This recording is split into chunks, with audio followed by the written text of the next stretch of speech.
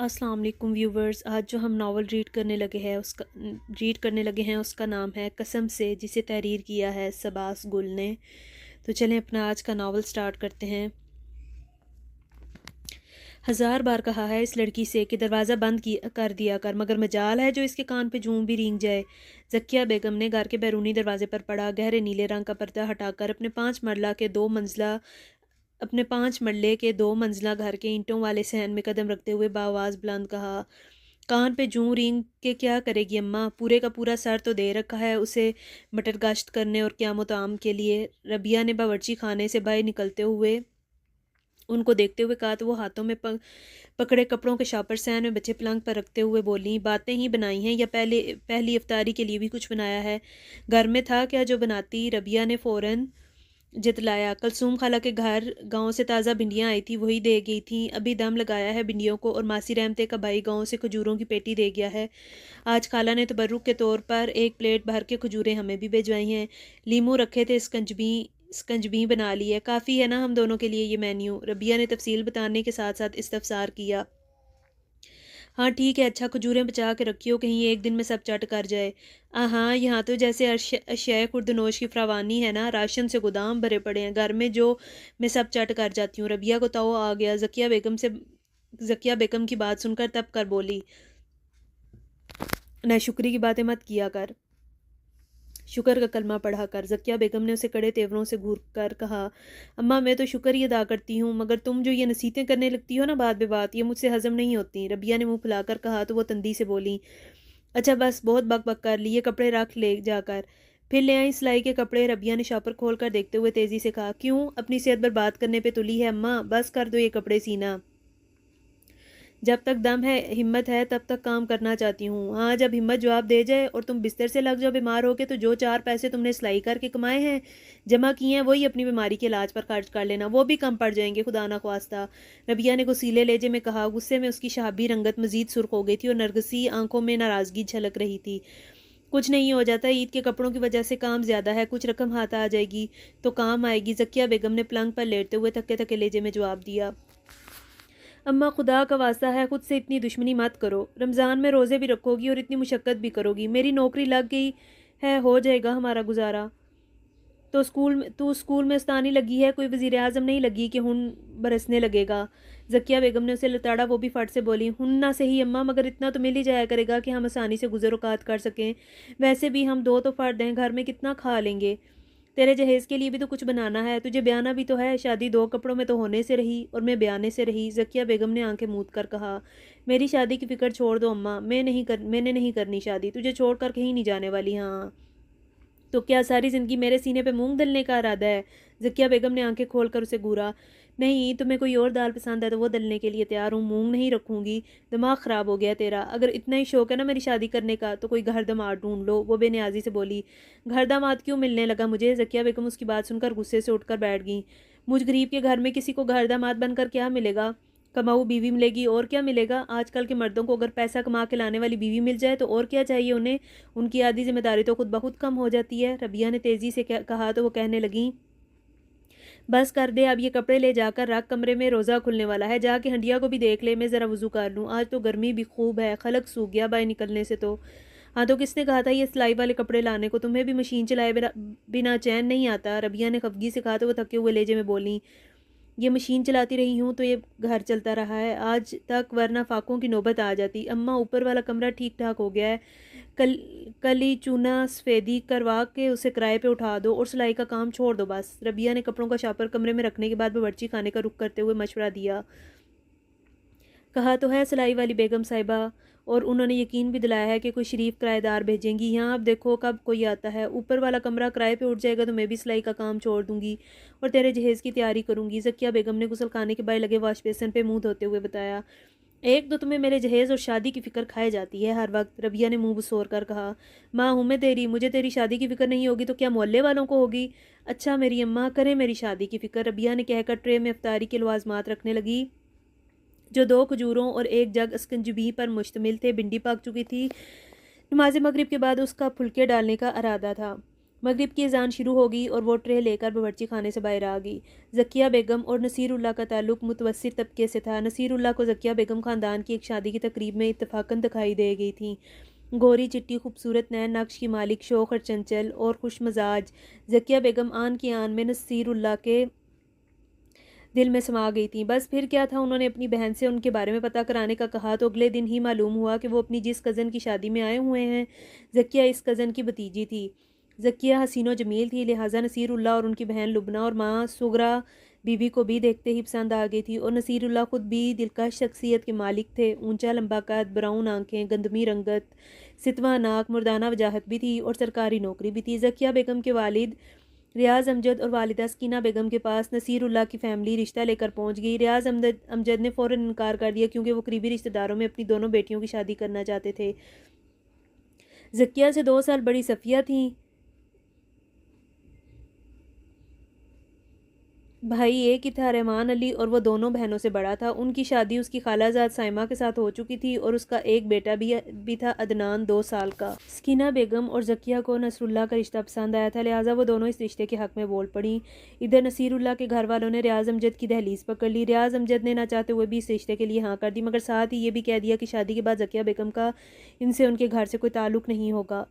सकीना बेगम और ज़किया बेगम का ख्याल था कि रियाज अमजद का गुस्सा वक्ती है, शादी के बाद खुद ही ख़त्म हो जाएगा, मगर ये उनकी भूल थी। उन्होंने शादी के बाद ज़किया बेगम और नसीरुल्लाह से कोई ताल्लुक़ वास्ता नहीं रखा। उन्हें गुस्सा इस बात का था कि ज़किया ने लड़की होकर इस रिश्ते के लिए अपनी पसंदीदगी और रजामंदी उनके इनकार के बावजूद दी थी और नसीरुल्लाह से पसंदीदगी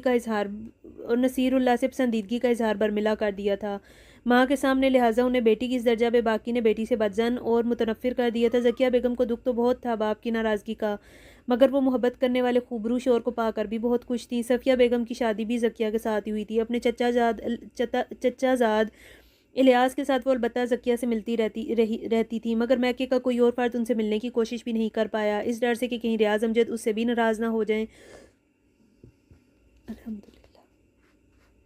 और उसे भी घर से निकल जाने का हुक्म न दे दें। ज़किया को मैका इस तरह से छूटने का दुख ज़रूर था, लेकिन वो शोर और ससुराल वालों के सामने ज़ाहिर नहीं करती थी। उनकी सास ज़रूर उन्हें ताने दिया करती थी जिसके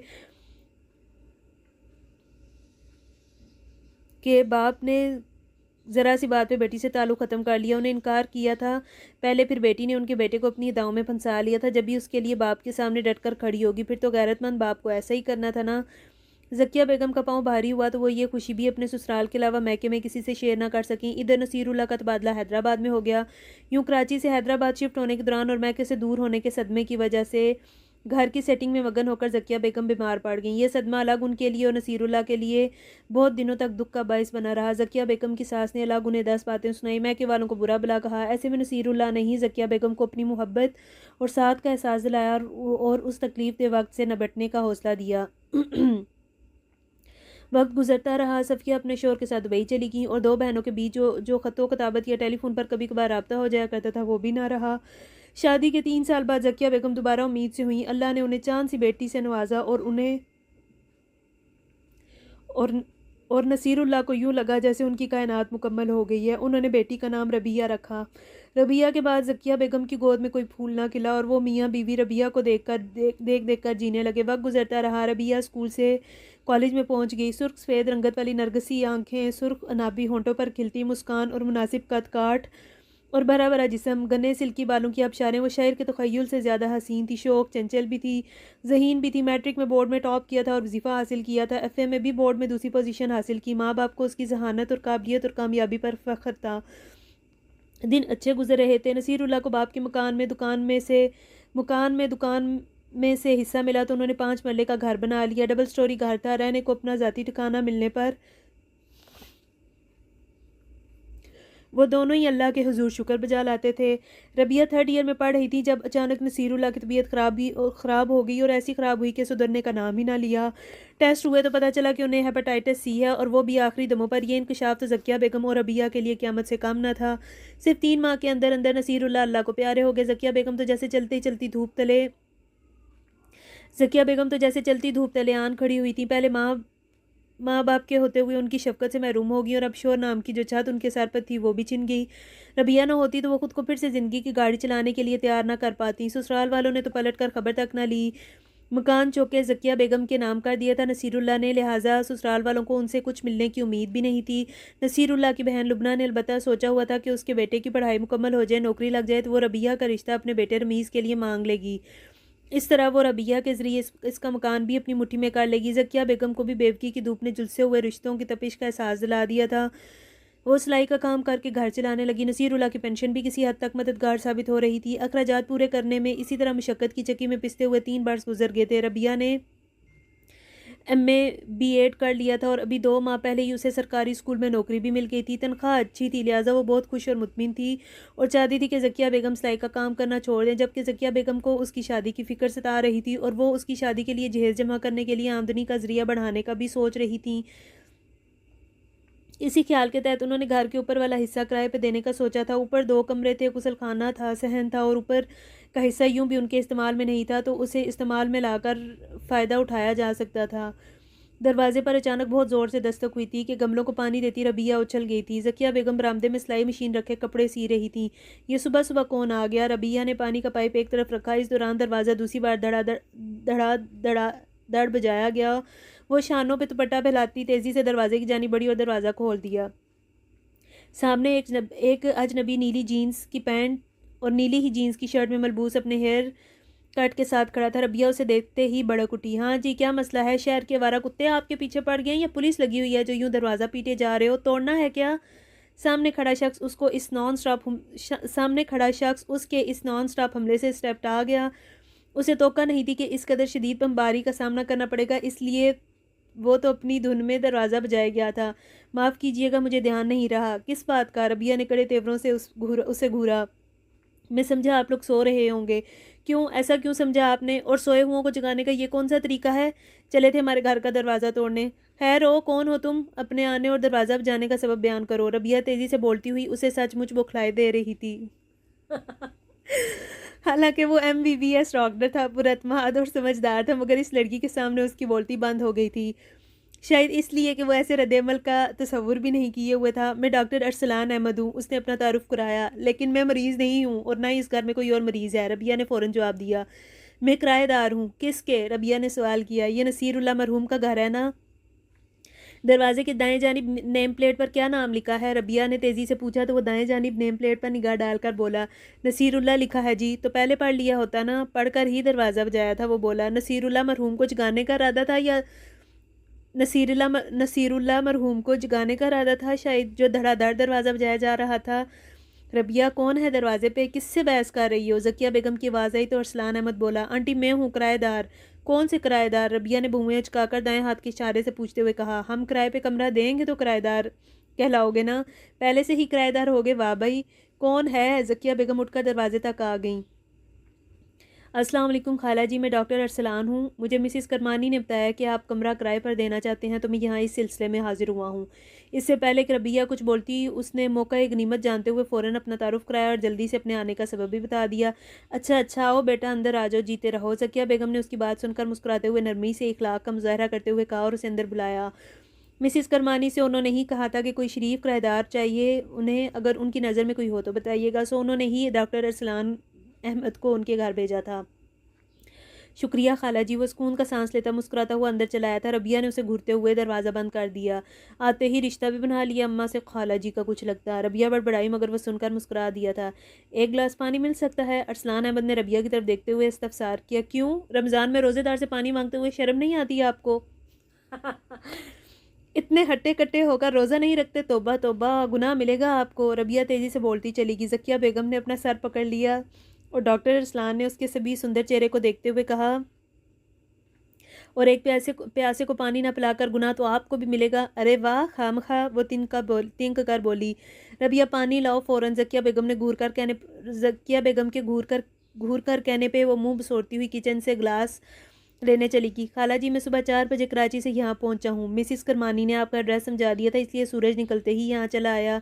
सफ़र में था इसलिए रोज़ा नहीं रखा। लाहौर से कराची और कराची से हैदराबाद आया हूँ। यहाँ मेरी पोस्टिंग हो गई है। हस्पताल में तो चंद माह तो इस शहर में अपनी खिदमत पेश करनी होंगी मुझे। आगे का अल्लाह मालिक है। बेटा, अपना शनाख्ती कार्ड दिखाओ और कापी मुझे दे दो। बुरा मत मानना, आजकल के हालात ने ऐसा करने पर मजबूर कर दिया है। हम किसी को शनाख्त किए बगैर अपने घर किराए पे नहीं दे सकते। ये वक्त और एहतियात का तकाजा भी है और ज़रूरत भी है। ज़किया बेगम ने संजीदा मगर नरमी लहजे में कहा, जी खाला जी, बिल्कुल दुरुस्त फरमाया आपने। ये मेरा असल शनाख्ती कार्ड है, आप देख लें। फ़ोटोकॉपी एक दो दिन में करा के आपको दे दूँगा। अरसलान ने अपने वॉलेट में से अपना शनाख्ती कार्ड निकाल कर ज़किया बेगम की जानिब बढ़ाते हुए कहा, जीते रहो बेटा। क्या नाम बताया था तुमने अपना? अरसलान? जी, डॉक्टर अरसलान अहमद फ्रॉम लाहौर। अरसलान ने अपना तारुफ फिर से कराया। वो शनाख्ती कार्ड पर लगी तस्वीर को बगौर देखने के बाद अरसलान को देखकर गोया तस्दीक करना चाह रही थी कि ये शनाख्ती कार्ड इसी शख्स का है या किसी और का। ज़किया बेगम को यकीन आ गया कि ये शख्स डॉक्टर अरसलान ही है, मगर फिर भी उन्होंने रबिया को भी शनाख्ती कार्ड दिखाकर तस्दीक करना ज़रूरी समझा और उसे आवाज़ दे डाली, ए रबिया, पानी लेने गई थी, वहीं रह गई, इधर आ। जी अम्मा, आ गई, लें पानी पिए। रबिया ने एहसान की तरह गिलास अरसलान की तरफ बढ़ाया था। शुक्रिया, जहमत के लिए माफ़ी चाहता हूँ। अरसलान ने गिलास लेकर मरवतन कहा तो वो इतरा कर ज़किया बेगम की तरफ मुतवज्जा हुई। ये देखियो, ये कार्ड इसी बच्चे का है ना? अम्मा, ये बच्चे कहाँ से नज़र आ रहे हैं? आपको शनाख्ती कार्ड तो इन्हीं का है, 28 बरस के हैं मौसूफ, और आप बच्चा कह रही हैं। रबिया ने शनाख्ती कार्ड अलट पलट कर देखते हुए कहा तो ज़किया बेगम की तसल्ली होगी, और वो अरसलान को देखते हुए बोली, बेटा तुम चाहो तो ऊपर जाकर कमरा देख सकते हो, 6,000 महाना देना होगा, और अगर खाना नाश्ता हम देंगे तो 10,000 महाना। तुम्हें मंजूर हो तो सर आंखों पर, वरना तुम्हारी मर्ज़ी है। ठीक है खाला जी, मैं कमरा देखकर ही फाइनल करूँगा। अरसलान ने पानी पीकर खाली ग्लास स्टूल पर रखते हुए जवाब दिया। हाँ बेटा ठीक है, आओ मैं तुम्हें कमरा दिखा दूँ। और रबिया, तू चाय बना ले इनके वास्ते। बेटा नाश्ता करोगे या करके आए हो? अम्मा, तुम तो इसे सचमुच अपना रिश्तेदार समझ बैठी हो जो यूं चाय नाश्ते का पूछ रही हो। मैं इस खोजेदार के लिए चाय नाश्ता नहीं बनाऊंगी। हाँ। उससे पहले कि अरसलान कुछ बोलता, रबिया ने तेज़ी से कहा तो वो उसे देखकर दिल ही दिल में पेचताप खाने लगा। ये लड़की है लाल मिर्च, जब से आया हूँ मिर्चें चुबा रही है। एक कमरा किराए पे दे रही है, बंगला थोड़ी किराए पे दे रही हो जो इतना इतरा रही हो, नखरे दिखा रही हो। अरसलान ने दिल में सोचा, अच्छा चुप कर जा, किसी आए गोभी देख लिया कर, जो मुंह में आता है फट पक देती है। ज़किया बेगम ने हिजल होकर उसे डपटा तो अरसलान शौक लेजे में बोला, खाला जी ये तो बड़ी बुरी बीमारी है, आप इसका इलाज क्यों नहीं कराती? अब तुम आ गई हो ना खाला के भांजे, तो इलाज भी हो जाएगा। रबिया ने फ़ौरन जवाब दिया तो वो बमुश्किल अपनी हंसी रोक पाया और ज़किया बेगम उसे बस घूरती रह गई। अरसलान को कमरा और वाशरूम मुनासिब लगा। वो 10,000 में क़यामत तो आम का बंदोबस्त करके अपना सामान लाने और शाम तक घर आने का कहकर चला गया। अम्मा, तुमने इन डॉक्टर साहब को किराए पे तो रख लिया, अब महीने भर का राशन भी घर में डाल लो। क्या पकाएं खिलाएंगे किराएदार को? वो ऐसे ही तो 10,000 महीने का हमारे हाथ पे नहीं रख देगा।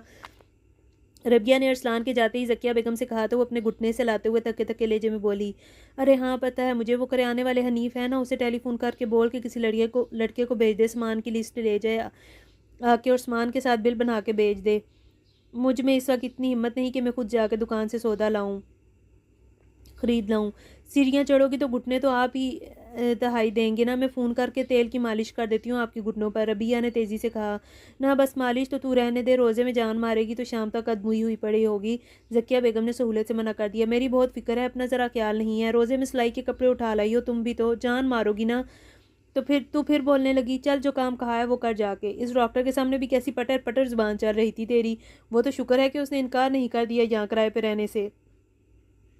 ज़किया बेगम ने डांटने वाले अंदाज में कहा, बस तुम्हें तो शुक्र करने का बहाना चाहिए अम्मा। वो मोबाइल पे करियाना स्टोर का नंबर मिलाते हुए बोली, शुक्र अदा करने से नेमत बढ़ती है नालायक लड़की, मेहनत करने से नेमत बढ़ती है अम्मा। अगर हम हाथ पे हाथ धर के बैठ जाएं और सिर्फ शुक्र का कलमा पढ़ते रहें तो उससे हमारे घर का राशन मुफ्त में कहीं से नहीं आने का, ना ही बिजली गैस के बिल अदा होंगे। अलबत्ता मोहल्ले वाले ज़रूर हमें अल्लाह लोग समझना शुरू कर देंगे और दम दरूद के लिए हमारे पास आना शुरू हो जाएंगे।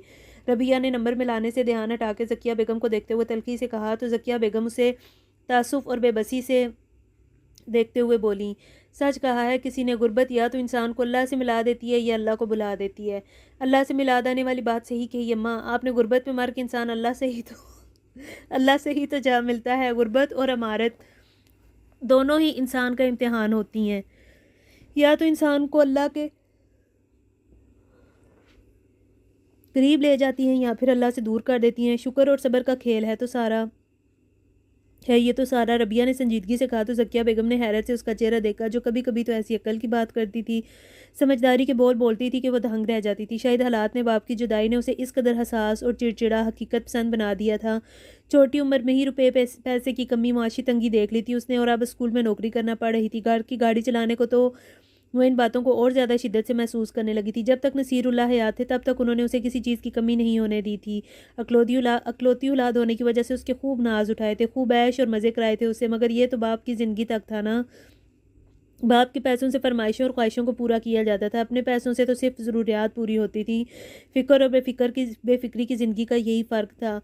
अल्लाह पाक मेरी नाज़ों वाली बेटी के नसीब नेक करना, उसको हमेशा खुशहाल और इज़्ज़त वाली ज़िंदगी देना, उसको मोहब्बत और इज़्ज़त देने वाला शरीके हयात अता करना, कोई दुख मेरी रबिया का मुकद्दर ना करना मेरे मालिक। नमाज में दुआ मांगते हुए ज़किया बेगम की आंखों से अश्कों की झड़ी जारी थी। माँ थी इसीलिए उनकी दुआ में सिर्फ अपनी औलाद की बेहतरी की इल्तिजा शामिल थी। रबिया ने उन्हें यूं हाथ फैलाया, अश्क बहाते देखा तो बेकल सी होकर वहाँ से चली गई। सुबह से शाम और अब रात होने को थी। डॉक्टर अरसलान अहमद अभी तक अपना सामान लेकर नहीं आया था। रबिया ने ऊपर वाला कमरा फिर से साफ सुथरा कर दिया था। कमरे में एक सिंगल मसहरी थी जिस पर कॉटन की नई चादर और तकिए के साथ सजा था। लकड़ी की 2 कुर्सियां और एक स्टूल था जो दाईं जानिब तरतीब से रखे हुए थे, और बेड की बाईं जानिब कुछ फासले पर दीवार गिर अलमारी थी जिसमें कपड़ों, जूतों और किताबों के अलग अलग रैक बने हुए थे। अलमारी से कुछ फासले पर दीवार पर नया आईना आवेजा था जिसके प्लास्टिक के स्टैंड पर नई कंघी रखी थी। दरवाजे और सैन में खुलने वाली वाहिद खिड़की पर नीले और सफ़ेद रंग के फुलदार पर्दे टंगे थे। ईंटों के फर्श पर प्लस्तर हुआ था और कमरा नए रंग और रोगन के सबब नया नया लग रहा था, और हल्के आसमानी रंग की सफ़ेदी होने के बायस कमरा रोशन रोशन और कुशादा महसूस होता था। अरसलान अहमद को इसीलिए कमरा पसंद आ गया था कि घर के मकीनों ने उसे साफ सुथरा रखा हुआ था और घर की खवातीन का सलीका भी झलक रहा था कमरे की सेटिंग और सफाई में। अम्मा, ईशा का वक्त होने को है, तुम्हारा किराएदार तो अभी तक नहीं आया। रबिया ने घड़ी पर वक्त देखते कहा तो ज़किया बेगम फिक्रमंदी से बोली, अल्लाह खैर करे, कहीं कोई मसला ना हो गया हो। वैसे भी वो बेचारा तो नया है हैदराबाद में। तुम्हारा भी जवाब नहीं है अम्मा। पराए शख्स की इतनी फिक्र कर रही हो, हालांकि लोग तो अपनों की फ़िक्र नहीं करते। रबिया ने उन्हें देखते हुए मुतअज्जिब होकर कहा, पराए लोगों का ख्याल करें, फ़िक्र करें तो अल्लाह अपनों का भी ख्याल रखता है।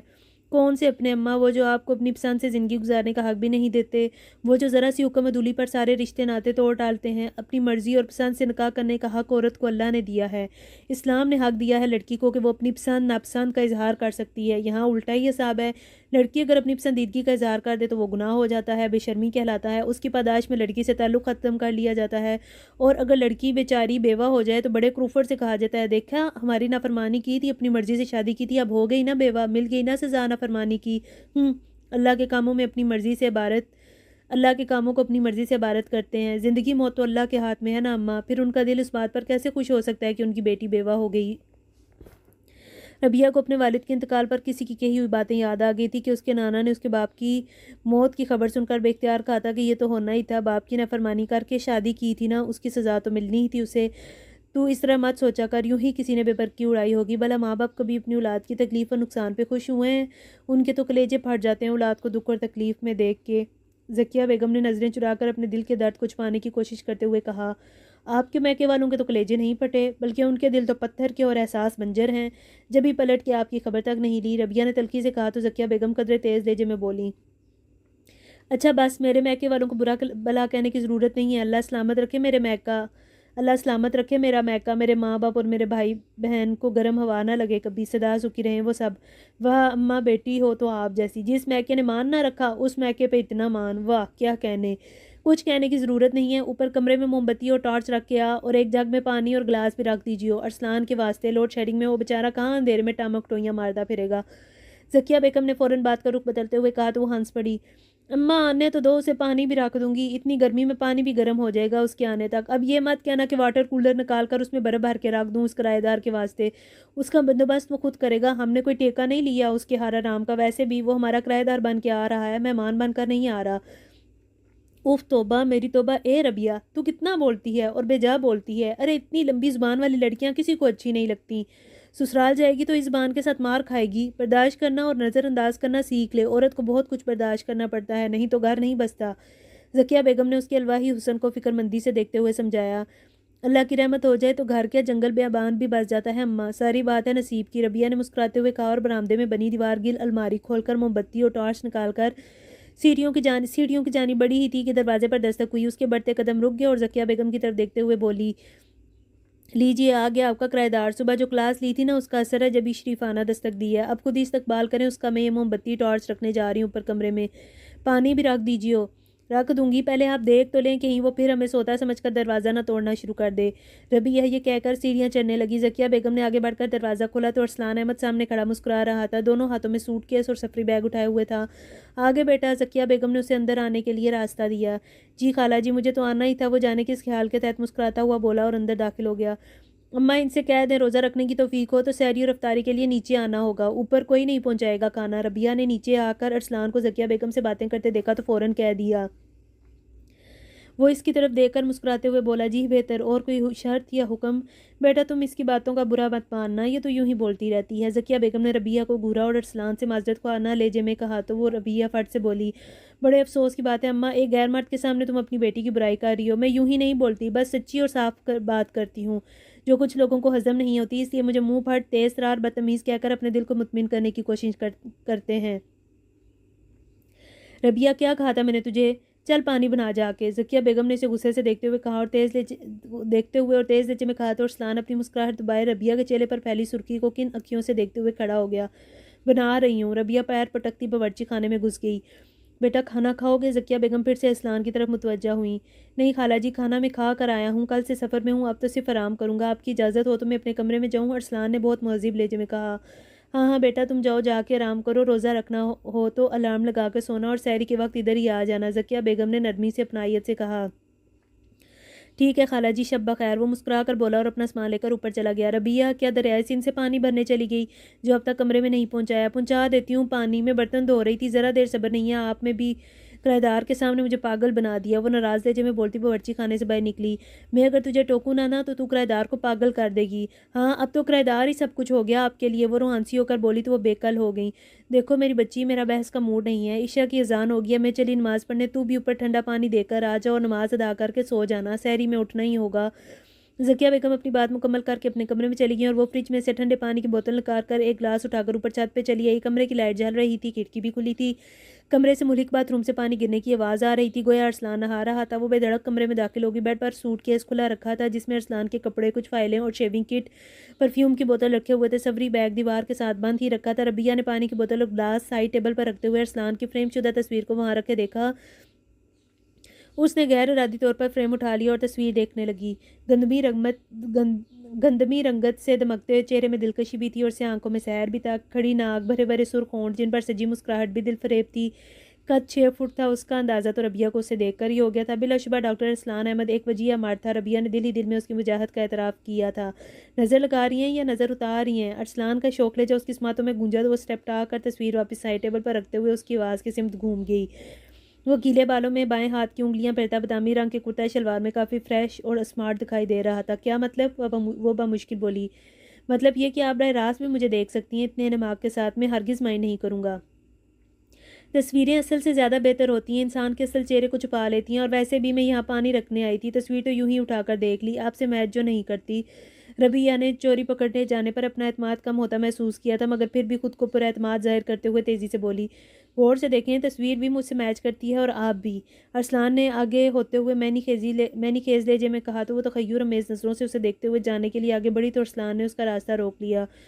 वो उसे यूं अपने करीब आते देखकर बौखलाकर 2 कदम पीछे हटी तो दीवार से जा लगी। ये क्या कर रहे हैं आप? जाने दे मुझे। यही तो मैं कहना चाहता हूँ आपसे कि ये क्या कर दिया आपने, प्लीज़ जाने देना मुझे। अरसलान का मैंने जुमला उसकी समझ में एकदम से तो नहीं आया, मगर जब समझ में आया तो उसका रोम रोम तप कर सुरख हो गया था। पागल हुए हैं आप? रबिया की आवाज़ में लर्जिश थी। अगर हूँ तो सबब आप हैं। अरसलान ने दीवार पर उसके दाएं बाएं अपने दोनों हाथ रखे, उसके जाने की राह मजदूद करते हुए उसे वारफ्तगी से देखते हुए खुमार लूद लेजे में कहा तो उसने खौफ के मारे आंखें बंद कर ली, रुख फेर लिया और उसका दायां रुखसार अरसलान के चेहरे के बिल्कुल करीब था और वह जब्त जज्बात की साह में अपने होंठों को भींचते हुए उसके सुंदर चेहरे को इतने करीब से देखते हुए बेकाबू होते दिल पर हैरत ज़दा था। ये अचानक वो क्या सोच रहा था, क्या महसूस कर रहा था और अब क्या करने जा रहा था उसके साथ? उसे अपने जज्बों, अपने लफ्ज़ों पर इख्तियार क्यों नहीं रहा था? अरे तुम डर रही हो मुझसे? ये वो लड़की तो नहीं है जो सुबह मुझे बौखलाए दे रही थी, जिसने मेरी बोलती बंद कर दी थी? वो इस वक्त मेरे सामने आंखें बंद किए खड़ी है, खौफज़दा हो रही है मुझसे। अरसलान ने उसके चेहरे को देखते हुए उसकी हालत और कैफियत से खिज़ उठाते हुए कहा तो रबिया ने आंखें खोलकर उसके चेहरे को देखा जो उसकी आंखों के ऐन सामने था। उसके जिस्म से उठती साबुन की खुशबू अजीब सा एहसास दिला रही थी। वो मुस्कुराते हुए कहने लगा, फ़िक्र ना करो, मुझे हलाल करके खाने की आदत है। माना कि तुम्हारा हुस्न काफिर करने के लिए काफ़ी है, मगर मेरा मन बरसों का पुराना पापी नहीं है। अभी तक मुसलमान का दिल है, इसलिए जायज़ और नाजायज़, हलाल और हराम का फ़र्क जानता है, समझता है। तो इस हरकत का क्या मतलब? वह मुश्किल बोली। उफ़, ये हैरत, ये हुस्न, ये मासूमियत, ये मुझे देखना, तुम्हारा दिल पर जबर करना महाल है। रबिया जी, जाओ, अभी के लिए माफ़ किया। वो अपने हाथ उसके दाएं बाएं दीवार से हटाकर एक तरफ हो गया, गोया उसे जाने का रास्ता दिया हो। मैंने कौन सा गुनाह किया था जो माफ़ किया? हस्ब आदत रबिया की ज़ुबान में खुजली हुई और पूछ बैठी। अपनी कातलाना और बेपरवाह अदाओं से किसी बोले मुसाफिर को लुभा लेना गुनाह नहीं है तो और क्या? पागल, वो आहिस्तगी से बोली और जाने लगी। वो सुन चुका था, फ़ौरन ही उसके सामने आकर जरा करने लगा। पागल क्या किया किसने है? मुझे क्या पता? तुम्हें पता है जब भी तुम्हारी आवाज़ कांपी और ज़ुबान लड़खड़ाई है, और अगर मैंने बताया ना तो लाग पता जाएगा। इसलिए अभी तो जाओ मेरे कमरे से। वो मुस्कुराते हुए उसके चेहरे को वारफ्तगी से देखते हुए बोला। मेरे कमरे से तो ऐसे कह रहे हो जैसे मालिक हो यहाँ के? रबिया ने चिढ़ कर कहा। मालिक तो मैं बन ही जाऊँगा कमरे का भी और तुम्हारा भी। भरपूर इस्तेहकाक के साथ तुम्हें अपने साथ अपने कमरे में लाऊंगा और तब जाने का हर रास्ता तुम्हें बंद मिलेगा। बदतमीज़, बेशरम, दिल फेंक, थर्ड ग्रेड इंडियन फिल्मों का पटा हुआ हीरो, मुफ्त मशवरे दे रही हूँ। सुबह पहला काम ये करना कि दिमागी अमराज के डॉक्टर से अपना मुआयना करवाना। हैदराबाद आते ही तुम्हारे दिमाग के पेज ढीले हो गए हैं। आया बड़ा मुझे लाइन मारने चला है। रबिया का खोया हुआ एतमाद और जलाल पल में वापस आया था और वो अपने मखसूस तेज़ लहजे में बेनियाजी से बोलती चली गई थी और अरसलान अहमद उसके इस अंदाज पर बेसाख्ता हंसता चला गया। वो उसके कमरे से चले जाने के बाद कितनी देर हंसता रहा था। वो जो दिल में क़याम करते हैं वही नींदें हराम करते हैं। अरसलान अहमद की नींदें क्या, जागना भी बेकल व बेताब हो गया था। रबिया उसे अच्छी तो लगी थी मगर उसे ये अंदाज़ा नहीं था कि उसका सुख चैन नींद आराम भी चुरा लेगी दिल समेत। वो तो यूं ही उसे उस रोज़ छेड़ रहा था मगर दिल तो सचमुच उसे अपनाने और चाहने में पेश पेश था। उसकी सुबह 9 बजे से शाम 4 बजे तक अस्पताल में ड्यूटी थी। वहाँ से फारिग होकर वो एक प्राइवेट अस्पताल में 5 से 9 बजे तक ड्यूटी पर मामूर था और ये प्राइवेट अस्पताल की नौकरी उसने अपने ज़ाती अखराजात पूरे करने के लिए की थी। ज़किया बेगम को उसने एडवांस 1 माह का किराया यानी 10,000 रुपये पहले ही दे दिया था। वो सुबह 8:30 बजे घर से निकलता तो रात को 9:30-10 बजे तक घर लौटता और कभी दिल चाहता तो रोज़ा अफ्तार करने के लिए शाम में घर आ जाता, वरना अस्पताल में ही कैंटीन से कुछ लेकर खा लेता। रात को ज़किया बेगम उसे खाना गर्म करके देती और वो जब जब वो ऊपर अपने कमरे में जाने लगता तो उसे दूध का गिलास भी थमा देती, क्योंकि उनका ख्याल था कि अरसलान सुबह से रात मेहनत करता है, रात का आराम का वक्त भी नहीं मिलता बेचारे डॉक्टर को, तो उसे ताकत की ज़रूरत है और दूध मुकम्मल गुज़ार होने के सबब उसके लिए बेहतरीन था। अरसलान उनके इस तरह एहसास करने पर खुश होकर उनका शुक्रिया अदा किए बिना ना रहता। 10 दिन गुजर गए थे अरसलान को उनके घर किराएदार की हैसियत से आए हुए और रबिया उस दिन के बाद से उसके सामने नहीं आई थी। सहरी और इफ्तारी के वक्त वो या तो बावर्ची खाने में होती थी, सहरी तैयार करने में मसरूफ़, या फिर सहरी करके अपने कमरे में जा चुकी होती थी और वो उसकी एक झलक देखने के लिए तरस जाता। आज इत्तेफाक से वो जल्दी घर आ गया था। प्राइवेट अस्पताल से छुट्टी कर ली थी और बाजार से समोसे पकौड़े और फ्रूट चाट भी ले आया था। दरवाज़ा ज़किया बेगम ने खोला, उसे देखकर खुशी से मुस्कुरा दी। बेटा आज जल्दी आ गए हो? बस खाला जी आज दूसरी नौकरी से छुट्टी कर लिया, रोज़े में बहुत थकन हो जाती है, सोचा आज आप लोगों के साथ अफ्तारी कर लूँ, ये कुछ चीज़ें अफ्तारी के लिए लाया हूँ। अरसलान ने अंदर आते हुए कहा और शापर उनकी जानिब बढ़ा दी। उसकी नज़र सैन में रखे गमलों को पानी देती रबिया पर पड़ चुकी थी और आंखों का गुलशन दीदार के फूलों से भर गया था। बेटा इन चीज़ों की क्या ज़रूरत थी, रबिया घर में बना लेती। ज़किया बेगम ने शापर पकड़कर समोसे पकौड़ों की खुशबू सूंघते हुए कहा। रबिया तो रोज़ बनाती हैं, मैंने सोचा आज इनको आराम दे दी जाए, ये भी तो रोज़ाना इतनी गर्मी में रोज़े में किचन में काम करती हैं। अरसलान ने बरामदे में रखी कुर्सी पर बैठते हुए रबिया को देखते हुए कहा तो रबिया ब्लश होगी और ज़किया बेगम उसके एहसास पर खुश होकर बोली, जीते रहो बेटा, तुम बहुत ख्याल रखने वाले बच्चे हो, नेक माँ बाप की औलाद लगते हो, पर बेटा तुम रात को देर से लौटते हो तब तक ये सब ठंडा हो जाता है। कोई बात नहीं खाला जी, हम डॉक्टर को ठंडा खाना खाने की आदत सी हो जाती है, ड्यूटीज़ के दौरान खाने पीने का शौक ही कहाँ रहता है। वो संजीदगी से बोला। हाँ ये तो ठीक कहा तुमने, तुम बैठो मैं ज़रा बावर्ची खाने हो आऊँ। ज़किया बेगम नरमी से बोली। जी ज़रूर। वह एहतरामन उठ खड़ा हो गया। वो बावर्ची खाने में गई तो वो तेज़ी से रबिया के पास चला आया। इन फूलों पौधों को तो तुमने सैराब कर दिया है, हमारे दिल के पौधे को भी अपनी तवज्जो और चाहत का पानी दे दो ताकि ये भी खिलकर फूल बन जाए। अरसलान ने उसके सुर्ख होते चेहरे को गहरी नज़रों से देखते हुए आवाज़ और मैनी खेज लहजे में कहा तो वो अपने दिल की धड़कनों को काबू में करते हुए बोली, लगता है आज आपको रोज़ा कुछ ज़्यादा ही लग रहा है, जाकर ठंडे पानी से गुसल फरमाएं, आपके होश ठिकाने आ जाएंगे। होश उड़ाए आपने हैं तो ठिकाने भी आप ही लगाएं। कहा भी था किसी अच्छे डॉक्टर को दिखाएं आप। वो पानी का नल बंद करते हुए उसे मुसलसल नज़रअंदाज करते हुए बोली। हाँ तो आया तो हूँ डॉक्टर के पास, आप देख ही नहीं रही। प्लीज़ इन बातों से परहेज़ कीजिए, मैं कोई ऐसी वैसी लड़की नहीं हूँ, समझे आप। रबिया तेज़ लहजे में बोली। आप ऐसी वैसी लड़की नहीं है, इसीलिए तो आपसे ऐसी बातें कर रहा हूँ। वो संजीदगी से बोला। रबिया ने तेज़ नज़रों से उसे देखा। वो जाने के लिए कदम बढ़ाया ही था कि वो एकदम से उसके सामने आ खड़ा हुआ और उसके चेहरे को देखते हुए पूछने लगा, तुम मुझसे छुपती क्यों फिर रही हो? मैं क्यों तुमसे छुपती फिरूंगी? तुम सिर्फ हमारे किराएदार हो और बस। और ये मत समझना कि अकेली लड़की समझकर तुम प्यार के दो बोल बोलोगी और मैं तुम्हारे दाम में फंस जाऊंगी। किराएदार हो, किराएदार बन कर ही रहो। रबिया ने कुसीले और तेज तेज में कहा तो मुस्कुराते हुए बोला, मैं तो तुम्हारा प्यारा और शोहरे नामेदार बनकर रहूँगा। बको मत, वो गुस्सीले लहजे में वो बोली तो लहजा गुस्से में डूबा हुआ था। कसम से, वो यकीन से कहता, उसके चेहरे के रंगों को अपनी आंखों में जज़्ब करता हुआ सीढ़ियाँ चढ़ गया। अरसलान की आंखों से छलकती चाहत की सच्चाई और उसकी बातों से ज़ाहिर होता जज्बा एहसास उसे यकीन और बेयकीनी की कैफियत में मुब्तला कर रहा था। इधर मोहल्ले वालों ने अरसलान अहमद और ज़किया बेगम के घर के बारे में चहमगोइयाँ शुरू कर दी थीं। एक नामहरम मर्द ज़किया बेगम के घर किस हैसियत से रह रहा है, जबकि उनके घर में जवान बेटी भी मौजूद थी। मगरिब की नमाज अदा करके वो दोनों माँ बेटी फारिग हुई तो घर के दरवाजे पर दस्तक होने लगी, साथ ही किसी ने घंटी भी बजा दी थी। इस वक्त कौन आ गया? ज़किया बेगम ने हैरानगी से कहा। मस्जिद से बच्चे आए होंगे इफ्तारी में हिस्सा डालने का पैगाम लेकर। रबिया ने टीवी का रिमोट उठाकर टीवी की आवाज़ कम करते हुए कहा, अच्छा मैं देखती हूँ। ज़किया बेगम ने अपने घुटने से लाते हुए उठकर दरवाज़ा खोलने लगी। अस्सलाम वालेकुम बहन जी। ज़किया बेगम ने दरवाज़ा खोला। सामने मोहल्ले के चंद मुअज़्ज़िज़ मर्द हज़रात खड़े थे। उन्हें देखकर एक साहब ने सलाम किया। वालेकुम अस्सलाम भाई, खैरियत है? आप सब मेरे दरवाजे पे? इस वक्त ज़किया बेगम ने सलाम का जवाब देते हुए उन सबको तग़य्युर अमेज़ नज़रों से देखते हुए इस्तफ़सार किया। बहन जी, अगर इजाज़त हो तो हम अंदर आकर बात कर लें। यूँ घर के दरवाजे पर खड़े होकर घर की बातें करना मुनासिब नहीं लगता। रफ़ीक साहब ने संजीदगी से कहा तो वो मुतफ़क्किराना अंदाज में उन्हें देखती दरवाजे से एक तरफ हो गई। जी तशरीफ़ लाइए। शुक्रिया। वो 7 मर्द थे और 2 ख़वातीन थी जो ज़किया बेगम के घर के सहन में खड़े थे। रबिया भी वहीं चली आई। अरसलान अहमद ने यूं ही झांका था। सीढ़ियों से इस वक्त कौन दरवाज़ा बजाता आया है, वो भी इतने लोगों को देखकर वहीं रुक गया। जी कहिए, कैसे आना हुआ? ज़किया बेगम ने उन सबको देखते हुए पूछा तो एक साहब बोले, देखिए ज़किया बहन, हम आपकी बहुत इज़्ज़त करते हैं। आप बेवा हैं, जवान लड़की का साथ। आपको खुद सोचना चाहिए कि आपको ये सब ज़ेब देता है। आप क्या बात कर रहे हैं भाई साहब? मैं समझी नहीं। ज़किया बेगम और रबिया दोनों उनकी बातों पर हैरत ज़दा थीं। साहब बात यह है ज़किया बीबी कि आपने अपने घर में जवान लड़के को किराएदार रख के अच्छा नहीं किया। मोहल्लेदार खातून नुसरत बीबी बोली तो ज़किया बेगम ने पूछा, किसके लिए अच्छा नहीं किया? हम सब के लिए। सब यक ज़बान होकर बोले, जी हाँ बीबी, इस तरह तो पूरे मोहल्ले की लड़कियां बेलगाम हो जाएंगी। डिश केबल और मोबाइल फ़ोन ने पहले ही क्या कम खराफात फैला रखी हैं, बेखुदगी में कोई कसर छोड़ी है? केबल और सेल फ़ोन के इस्तेमाल ने जो अब आप मोहल्ले में अपने घर में जवान नामहरम मर्द को रखकर गुनाह का रास्ता दिखा रही हैं लड़के लड़कियों को। रफ़ीक साहब ने स्पाट लेजे में कहा, ये कैसी बेहुदा बातें कर रहे हैं आप लोग? ज़किया बेगम मारे शर्म के फट पड़ी। रबिया का तो खून खोल उठा था इनकी बकवास सुनकर। डॉक्टर अरसलान को मैंने अपने घर का ऊपर वाला कमरा किराए पर दिया है। ये मेरा घर है, मुझे ज़रूरत है पैसों की, जब भी मैंने कमरा किराए पर उठाया है। और डॉक्टर अरसलान एक शरीफ लड़का है। शराफत का नकाब उलटने में एक लम्हा लगता है बीबी। कोई साहब बोले तो मंजूर लाई कहने लगे, बस बहुत हो गया, बंद कीजिए अपनी बकवास। ज़किया बेगम गुस्सूले और तेज़ लहजे में बोली। रबिया उनका बाजू थामे साथ खड़ी थी। बाप के जाने के बाद उन्हें यह दिन भी देखना पड़ेगा, ये तो उसने कभी सोचा भी ना था।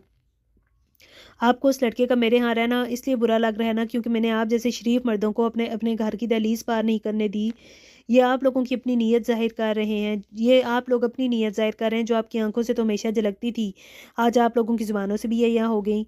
दिल का मैल ज़ुबान से जहर बनकर उबल रहा है। अफसोस सद अफसोस, मैं आज तक ये समझती रही कि आप लोग मेरी दिल से इज़्ज़त करते हैं, मेरी बेटी की इज़्ज़त करते हैं क्योंकि आप सब भी बेटियों वाले हैं। मगर आज पता चला कि आप लोग हमारी इज़्ज़त नहीं करते बल्कि हमारी इज़्ज़त पर नज़र रखे हुए हैं। मैं तो इस मोहल्ले को शरीफों का मोहल्ला समझती रही आज तक। बीबी, ये मोहल्ला शरीफों का ही है। बेहयाई का दरवाज़ा तुमने खोला है उस लड़के को अपने घर में रखकर। मंजूर इलाई 50 साल आदमी था, मियाना लहजे में बोला।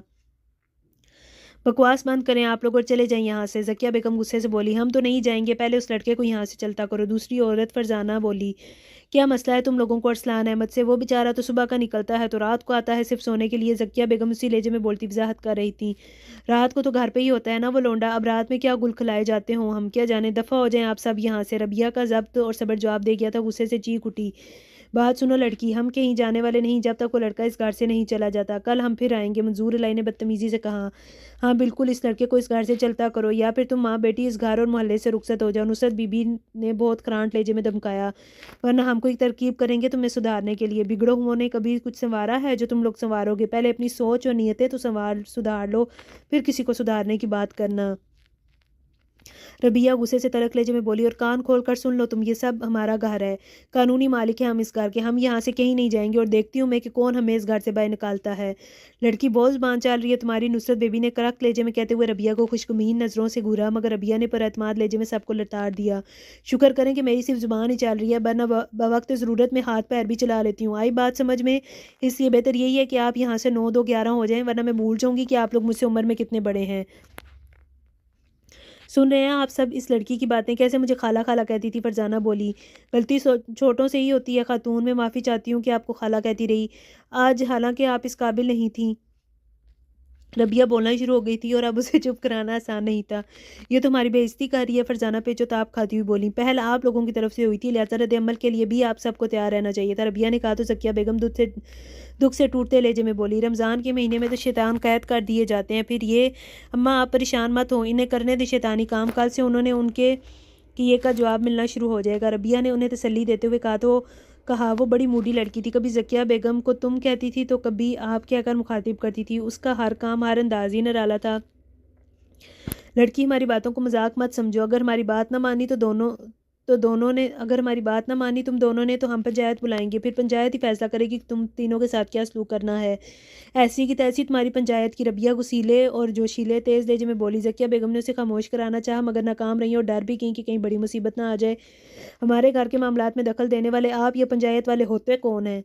जब हमारे घर में फाकों की नौबत आने को थी तब आप शरीफ मलेदार और नेक दिल पड़ोसी कहाँ गायब थे? आज अगर हम अपने बेहतर जीने का सामान पैदा करने के काबिल हो गए हैं तो आप लोग अहले मोहल्ला और पड़ोसी होने का हक अदा करने चले आए हैं। चलें इस बहाने आप सबके असल चेहरे तो बेनकाब हुए, आप लोगों की बुरी नीयतें और घटिया सोचें तो यहाँ हुई। दिल और नज़र के आईनों में तो आप सब नंगे और बेढंगे हैं। ज़ाहिर आप बहुत अच्छे मुसलमान बनते हैं, है ना? आप यहाँ आने से पहले बेध्यानी में 3 फ़र्ज़ भी अदा किए होंगे और इन शैतानी और बेहुदा ख़यालात और सोच के साथ रोज़ा भी रखा होगा और शायद यहाँ से जाकर तरावी पढ़ने का तकल्लुफ़ भी कर डालें आप लोग, है ना? बस मुझे इतना बता दें कि ये जो कुछ आप सब ने मेरे घर में खड़े होकर इरशाद फरमाया है, इसके साथ अल्लाह के दरबार में किस मुँह से खड़े होंगे आप? रमज़ान की हुर्मत, तक़द्दुस, नमाज और इबादत का पाकीज़ापन कहाँ से लाएँगे आप? अपने रोज़ों और नमाज़ों में इस सती और पस्त सोच के साथ हमें हमारी ख़ामियाँ और ऐब बताने से आप बेगुनाह नहीं कहलाए जा सकते। बात सुनो लड़की। रफ़ीक साहब ने कुछ बोलना चाहा मगर रबिया ने उनकी बोलती बंद करा दी और इसी पुरएतमाद, गुस्सीले और जोशीले और तेज़ लहजे में बोली, बहुत सुन ली आपकी बातें, अब आप मेरी बात सुने अंकल जी। मुझे आप सब के घरों की, आप सब की और आपकी औलादों की सारी खबरें हैं। अगर आप लोग मेरे घर आकर मुझे और मेरी माँ को बेकसूर इतना घटिया बातें सुना सकते हैं ना, तो मैं आपके कारनामे सबूतों समेत पूरे मोहल्ले में नशर कर सकती हूँ। मैं अच्छी तरह जानती हूँ कि कौन कितना नेक है और कौन कितना शरीफ है, किसकी बीवी वफादार है और किसकी बेटी कितनी हयादार है। ये सब मैं बहुत अच्छी तरह जानती हूँ। इस मोहल्ले में शराफत की जो गंगा बह रही है ना, उसे खामोशी से बहने दें। कंकर फेंकेंगे तो मैं भी बताने पर मजबूर हो जाऊंगी कि इस बहती गंगा में किसने हाथ धोए हैं। हम पर उंगली उठाने से पहले अपने हाथ को गौर से देख लें कि किस की तरफ किस नीयत से बढ़ते रहे हैं। और एक बात और, अगर मुझे मेरी माँ को इस घर को ज़रा बराबर भी नुकसान पहुँचाया, किसी भी नौयत का नुकसान अगर हमें पहुँचाया गया तो इस सब के ज़िम्मेदार आप सब 9 के 9 अफराद होंगे। ये बात मैं पुलिस को आज की तारीख गुजरने से पहले ही बता दूंगी और आप लोगों के नाम बम्मा मोबाइल फोटेज के पुलिस को दूंगी, समझे आप लोग? रबिया ने बहुत ज़रूरतमंदाना अंदाज में कहते हुए मोबाइल दिखाते हुए कहा था। तुमने हमारी फ़िल्म बना ली, फरजाना ने बौखलाकर कहा तो रबिया मुस्कुराते हुए बोली, जी हाँ, आप सब इतना अच्छा बोल रहे थे तो इस ड्रामे की बल्कि बदमाशी, गुंडागर्दी और बदतमीज़ी की फ़िल्म तो बननी चाहिए थी ना। रबिया की बातों ने सबके होश उड़ा दिए। सब स्टेप आ गए, उन्हें धमकाने रोब दिखाने आए थे, उनकी इज्जत पर उंगली उठा रहे थे, अब अपनी आन पर बन आई थी। देखो रबिया बेटी, मंजूर लाई का लहजा और अंदाज एकदम बदला था अपने खिलाफ रबिया के अज़ाइम जानकर, मगर रबिया ने उन्हें खामोश करा दिया। ना मुझे बेटी मत कहिए साहब, जो कुछ आप कह चुके हैं यहाँ आकर उसके बाद मेरा नाम लेने या मुझे खुशामद में बेटी कहने की ज़रूरत नहीं किसी को। आप हमारी जितनी इज़्ज़त करते हैं वो आज हमने देख लिया है। हम जो इज़्ज़त आप सब की आज तक करती थी वो अब आप लोग दोबारा कभी नहीं देखेंगे। और वो कहते हैं ना कि अपनी इज़्ज़त अपने हाथ में होती है, तो आइंदा इस घर का दरवाज़ा खटकाना है या इस घर की जानिब देखने से पहले ये बात ज़रूर सोच लीजिए और अपनी अपनी औलादों को भी अच्छी तरह से समझा दीजिएगा। अब आप सब यहाँ से तशरीफ़ ले जाएँ और अगर ज़मीर मलामत करे, नीयतों का फतूर शर्म दिलाए, खुद से नज़रें मिलाने की ताब ना हो तो आज सच्चे दिल से नमाज तरावी अदा कीजिएगा यहाँ से जाकर, क्योंकि रमज़ान का बबरकत महीना है। इसमें मांगी गई दुआ, सिद्क़ के दिल से की गई तौबा और माफ़ी कभी याद नहीं होती। जाइए, दरवाज़ा खुला है।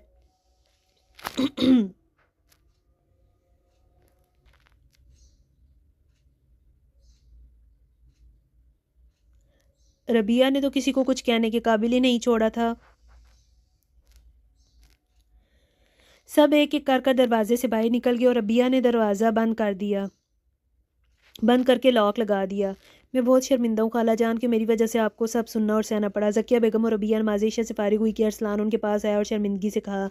इससे पहले कि ज़किया बेगम को जवाब देती, रबिया फट से बोली, आपको शर्मिंदा होना भी चाहिए, मैं खाला जान से बात कर रहा हूँ।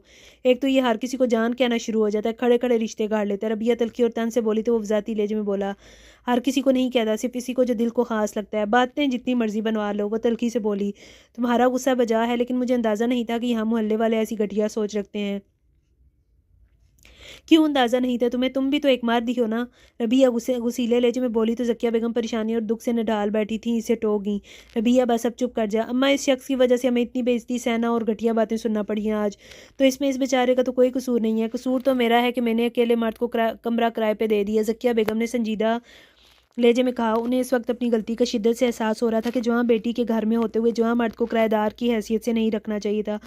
हाँ तो मैंने तो पहले ही कहा था तुमसे कि बीवी बच्चे वाले को किराएदार रखो, या कम से कम बीवी वाला तो हो, पर तुमने मेरी बात पे ध्यान ही नहीं दिया।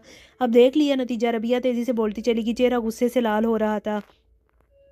अच्छा मेरी माँ, चुप कर जा, हो गई गलती मुझसे, अब क्या पैर पकड़ूं तेरे? ज़किया बेगम जो पहले ही परेशान थी रबिया की नॉन स्टॉप चलती जुबान से तंग आकर गुस्से से बोली, ना अम्मा, तुम मेरे पाँव मत पकड़ो, मैं ही तुम्हारे आगे हाथ जोड़ती हूँ। मेरा कहा सुना माफ़ करो, इस डॉक्टर को यहाँ से चलता करो और इसका एडवांस भी इसे वापस कर दो। रबिया ने बाकायदा हाथ जोड़कर उनसे कहा और दूर रखी कुर्सी पे जा बैठी। उसका चेहरा गुस्से से सुर्ख हो रहा था, लहजे में हालात की तलखी घुली थी। वो नाजुक सी सुंदर सी लड़की कैसी आजमाइशों में गिर के ऐसी हो गई थी। अरसलान अहमद को इस बात का बखूबी एहसास हो रहा था। इस तरह तो मोहल्ले वाले समझेंगे कि आप दोनों उनसे डर गई हैं और वो लोग आपको आइंदा भी डराने धमकाने चले आया करेंगे। अरसलान ने उसे देखते हुए संजीदगी से कहा तो ज़किया बेगम बोली, अरसलान ठीक कह रहा है। ये अरसलान उस वक्त क्यों नहीं बोला जब मोहल्ले वाले वो सब शरीफजादे हमारे घर में खड़े होकर हमें इल्ज़ाम दे रहे थे, हमारी इज्जत पर उंगली उठा रहे थे? तब तो ये शख्स बुज़दिल और डरपोक बना चुपकर सारा तमाशा देखता रहा, और अब आ गया शर्मिंदगी का इजहार करने। ये मर्द है, मोहल्ले वाले नाहक इल्ज़ाम डाल गए, एक मर्द को घर में रखा हुआ है। मर्द ऐसे होते हैं क्या जो दो मजलूम मजबूर और अकेली औरतों को बेइज्जत होते देखते रहे? वैसे खाला जान कहते ज़ुबान नहीं थकती, और जब वक्त पड़ा तो खाला का भांजा बकरी हो गया। रिश्ते तो निभाने से बनते हैं, यूं ही ज़ुबानी कलामी बातें बनाने से ना रिश्ते बनते हैं ना ही निभते हैं। बस या और कुछ? अरसलान ने उसके अंदर का गुबार निकल जाने दिया, और जब वो खामोश हुई तो बहुत अम्मुल का मुजाहरा करते हुए पूछा, बस तुम यहाँ से जाओ डॉक्टर, क्या ये इस मसले का हल है? अरसलान ने सवाल किया। नहीं, ज़किया बेगम ने मुतफक्किराना लहजे में कहा तो वो दोनों उनकी जानिब देखने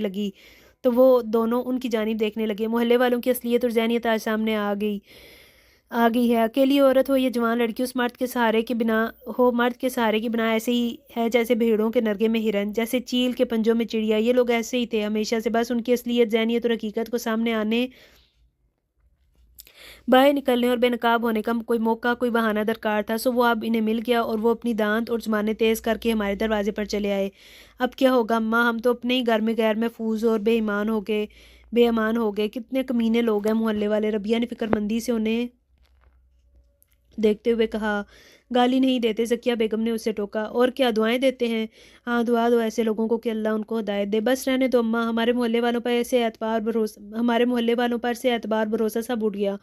दिल में कहीं ये एहसास और इत्मीनान तो था कि अब्बू के बाद इसी मोहल्ले में कुछ ना कुछ मिले ना मिले हमें इज्जत तो मिलती ही रहेगी।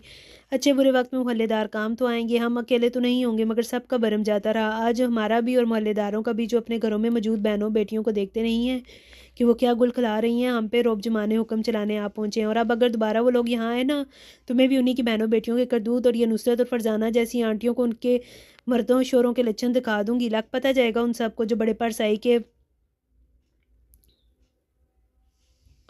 परसाई और शराफत के लंबरदार बने हम पे तोहमत लगाने आए थे। रबिया ने संजीदा मगर तलक और तेज़ लहजे में कहा। अरसलान अहमद खामोशी से कुर्सी पे बैठा उन दोनों को देख और सुन रहा था। रबिया की ज़ुबान अगर चलती तो गलत नहीं चलती थी। आज जिस तरह उसने मोहल्लेदारों की बोलती बंद कराई थी और उन्हें धमकी भी दी थी, जिससे वो सबसे टपटा गए थे, अरसलान उसकी जहानत और समझदारी का कायल हो गया था।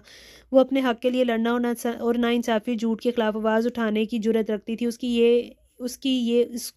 उसकी इस खूबी ने भी अरसलान अहमद के दिल में उसकी जगह गहरी कर ली थी।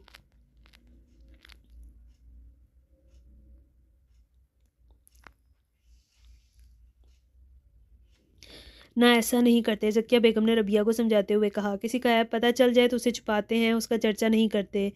यही तुम्हारा बड़ापन है और खूबी है। आला ज़र्फ़ी और बुलंद अखलाक़ी बुलंद इखलाक को किरदार यही तो है चंदा। हम इन जैसे नहीं हैं, हमें यहाँ यही तो जाहिर करना है। बस रहने दो अम्मा, आपकी नसीहतों और किताबी बातों से मोहल्ले वालों के मुंह बंद होने वाले नहीं हैं, और ना ही ये दौर खामोशी से सर झुका के जीने और रोने का हक है। और रोने का है, अपने हक के लिए आवाज़ बुलंद करना हमारा हक भी है, फ़र्ज़ भी है, वरना ये बिल्ले भेड़िए बन जाएंगे और बुज़दिल गीदड़ शेर हो जाएंगे और हमारा जीना दोबार कर देंगे। रबिया ने हकीकत पसंदाना अंदाज में हालात का तजिया करते हुए संजीदा सपाट और तलख लहजे में जवाब दिया था। बात तो तेरी ठीक है, ज़किया बेगम गहरा सांस लबों से खारिज करते हुए अर्जदगी से बोली। अब जबकि मोहल्ले वालों की असलियत सामने आ चुकी है तो मैं तुझे लेकर यहाँ नहीं रह सकूंगी। मुझे तो तेरी जान की फ़िक्र आने लगी है। कसम से अम्मा, तूने ये बात क्या कि अपनी बेटी की सलाहियतों को अंडर एस्टिमेट कर दिया है। अरे मैं कोई मीठी गोली नहीं हूँ कि कोई मुझे आसानी से निगल ले। रबिया ने तासुब से नफ़ी में सर हिलाकर कहा। मीठी गोली ना सही, लड़की तो है ना, और वो लड़की चाहे कितनी भी बहादुर क्यों ना हो, मीठी गोली जैसी ही हुआ करती है, जैसे जिसे हर एरा करा खाने चूसने और निकल जाने को तैयार बैठा होता है। मैं खाला जान की बात से मुत्तफिक हूँ। अरसलान अहमद ने भी खामोशी का कफल तोड़ते हुए कहा। आपसे राय मांगी है किसी ने? रबिया ने तंज किया तो मुस्कुराकर संजीदगी से गोया हुआ। लेकिन मैं अपनी राय देना ज़रूरी समझता हूँ, क्योंकि इस सारे मामले की बुनियाद और वजह मैं बना हूँ, और मेरी वजह से जो हुआ बुरा हुआ है, बावजूद इसके कि मेरा कसूर नहीं है, फिर भी मुझे आप दोनों की फ़िक्र है। खाला जान आपके लिए परेशान है, और इनकी परेशानी बजा है, क्योंकि इनके सर पे शोहर नाम की चादर है, ना ही बेटे के बाजुओं का सहारा और मान और भरोसा है। क्या मतलब है इन बातों का? रबिया ने चिढ़कर पूछा। मैं सिर्फ ये कहना चाह रहा हूँ कि आज जो कुछ यहाँ हुआ है, इससे आपके और अहले मोहल्ला के दरमियान एक खलीज हाइल हो गई है। पहले वाली बात कभी नहीं बन सकी आप दोनों के बीच, अब बस बन सकेगी आप दोनों के बीच। अहले मोहल्ला की सोच देख देख सुन लिया आपने रबिया जी? एक बार किसी की आंख से शर्म और हया का पर्दा उतर जाए ना, तो फिर वो कुलम खुला बेहयाई और बेगारती पे उतर आता है। ऐसे इंसान को किसी की परवाह नहीं होती, ना किसी की जान आन आबरू का एहसास बाकी रहता है। आपके और अहले मोहल्ला के बीच एक लिहाज पास और हमदर्दी का जो पर्दा था, अब वो सिरक गया है, हट गया है वो मुरवत का पर्दा बीच से। लिहाजा वो लोग फिर से आप लोगों को परेशान करने आएंगे। मेरे जाने के बाद भी वो आपके बारे में ऐसी बातें करेंगे। अरसलान बेटा ठीक कह रहा है रबिया, ये लोग जो हमें मरवतन या हमदर्दी में इज्जत देते थे, अब वो भी नहीं देंगे। और अगर इन नामो नहाद शरीफों ने हमारा बाइकआउट कर दिया तो हम तो अपने ही घर में कैद होकर रह जाएंगे, चोर बन जाएंगे अपनी ही नज़रों में। एक खौफजदा और गैर महफूज ज़िंदगी हम कब तक गुजारेंगे? अपने ही मोहल्ले में ऐसे इल्ज़ाम लाकर बदनाम होने वाली लड़की से शादी कौन करेगा? मैं कैसे और कहाँ किसके साथ ब्याहूँगी तुम्हें? ज़किया बेगम माँ थी, लिहाजा हर जाविये से हालात को देख और सोच रही थी। नहायत संजीदा और फिक्रमंद लहजे में बोली। तो अम्मा, इस मसले का हल क्या है? अब होगा क्या? तुम्हारा निकाह होगा। अरसलान ने उसके चेहरे को देखते हुए पुरसोच अंदाज में कहा।